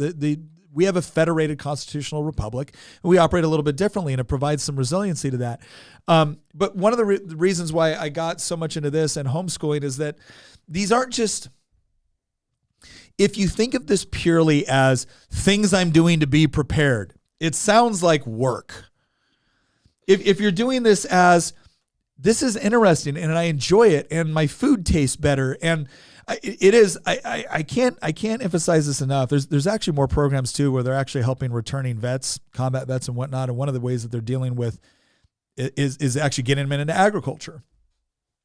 Because there's benefits to that too. There's also benefits into fostering life, right? And that's kind of what you're doing. And now there's a death component too, especially when you're talking about raising livestock. But fostering life and helping to give animals that are essentially bred for meat the best life possible. And I think there's something to be said for animals that live a good life produce better meat. And maybe that's just, I don't know, maybe you just feel better eating it, but I think there's something about that. Well, it's not just that too, because a lot of these livestock, or you're not just slaughtering them for the meat. A lot of them, like, again, my parents have chickens that they don't necessarily eat them for the meat. They eat them they eat the eggs. Yeah. Yeah. Well, and so here's what I'll say. Here's what I'll say to kind of wrap all this up. And I really want to love the conversation has been some of my favorite. Before you wrap it up, there's a couple questions. One person, I believe it might be from Alabama based on the question that they just asked. This is Homesteading Crazy, said, question, do you know where the homesteading laws in Alabama are or where they could find them? Probably the best. Use that as a template for any state, for that matter. Yeah. So the best place to find the laws governing homestead is actually to probably find a homesteading organization within your state and search there. Now, in Virginia, we also have something called Legislative Information Services. And if you go on to LIS, you can actually search Virginia code and you can find some of that. The problem is that if you look at the way most laws are written, it's probably not going to say homesteading laws and then go, it's going to talk about food safety. It's going to talk about property rights. It's going to talk about things you can do with agriculture. So find an expert in your state. Find an expert in your state. Or an expert organization. Yes, an expert organization in your state that follows. Like in Virginia, we have one of the organizations, let me type it up here real quick. So there's a lot of organization, and this applies to anything, not just homesteading laws. Again, because if you're watching our podcast or listening to us, you're probably into some other topics that, get dealt at the state level as well. Things like gun rights, maybe, for example. So Virginia Independent Consumers and Farmers Association, VICFA in Virginia, that's one of the groups you can go to where they track legislation and they look at And the reason why that's important is because there'll be things in code that seem innocuous or don't seem related to homesteading, but actually are. And so when you have an organization that is not just involved in homesteading, but actually involved in the legislative process and understanding the laws, they're the ones that can usually give you the best insight within your state on what you can do, what you can't do, what they're working on, how you can help them pass legislation that you would like to see. Those are some of the best organizations. My recommendation, and Nick agrees too, to add to what Nick said, like through both of our experiences, Nick is currently a state legislator. I've worked in the state legislature before, and I've been extremely active in Virginia state politics for over a decade now. I can tell you that it is hard to just say, I'm going to just read through the code, and that's going to tell me everything that I need to know. Even if you, God forbid, even if you actually find that entertaining, it's going to be really difficult because it's very unlikely that there's going to be just a segment in the code that's about homesteading or about livestock on your property or growing food on your property. That's not the way that codes are worked up. So get in touch with an organization or group. It could be a conservative-minded group or one that's specifically to that one issue, and they've already done the research before. Don't do extra work when somebody else has already done it. Yeah. There's one last question that I think it's worth asking for you from the audience. Somebody asked, what type of tractor do you have? I have a Yanmar. It's a 60 horsepower. I love that thing. Tractors aren't cheap, but if you really think that you're going to, if you do think you're going to do this at some sort of scale, it's worth it because it's going to save you a lot of. It's going to save your back. Like I love our tractor. It's awesome. It allows us to do so much more than we could do before. But it is not necessary when you're starting off at a micro level. And can I just say something too? I have wonderful neighbors. We went 10 years on our property without a tractor. That doesn't mean I never used a tractor. It means that our very, very gracious neighbors would allow us to use their tractor pretty much whenever we asked. And they were just so kind with us on all of that. It's one of the things that I love the most about the homesteading community is I've never run into so many people that desperately want you to succeed. And are open with their successes. And you can tell so much too by the way that they talk about what they do. It's not about you should do this or this is the only way to do it or you have to do this. It's more of this is what I did. This is why I did it. This is where it was successful. This is where it wasn't. It's just this incredibly humble community with the way they talk about things. I think the reason that is because they all know what it feels like to struggle through the process. Yeah. They really do. So I now again, you can always find somebody that's just a punk, right? Yeah. But and you look hard enough, you'll find them in every single community. But this is one where I have just been so encouraged by the people that will joke with me on this, and certainly don't judge when I screw things up. Like I said, I tagged Jess from Roots and Refuge. I was like, well, this is what happened to your seed starts when you don't listen to Jess, right? And most of mine were dead or not performing well. And again, her thing wasn't to come back and be like, oh, you dummy, you should have done this. It was to say, Nick, that's hysterical. Everyone's been there. Here's some, and that's, again, there's so much negativity, especially within politics right now. One of the biggest important components about intentional communities, and I think homesteading provides some of this, is that you're entering into a space where you can learn, you can grow, and you can take constructive criticism because you're surrounded by people that want the best for you.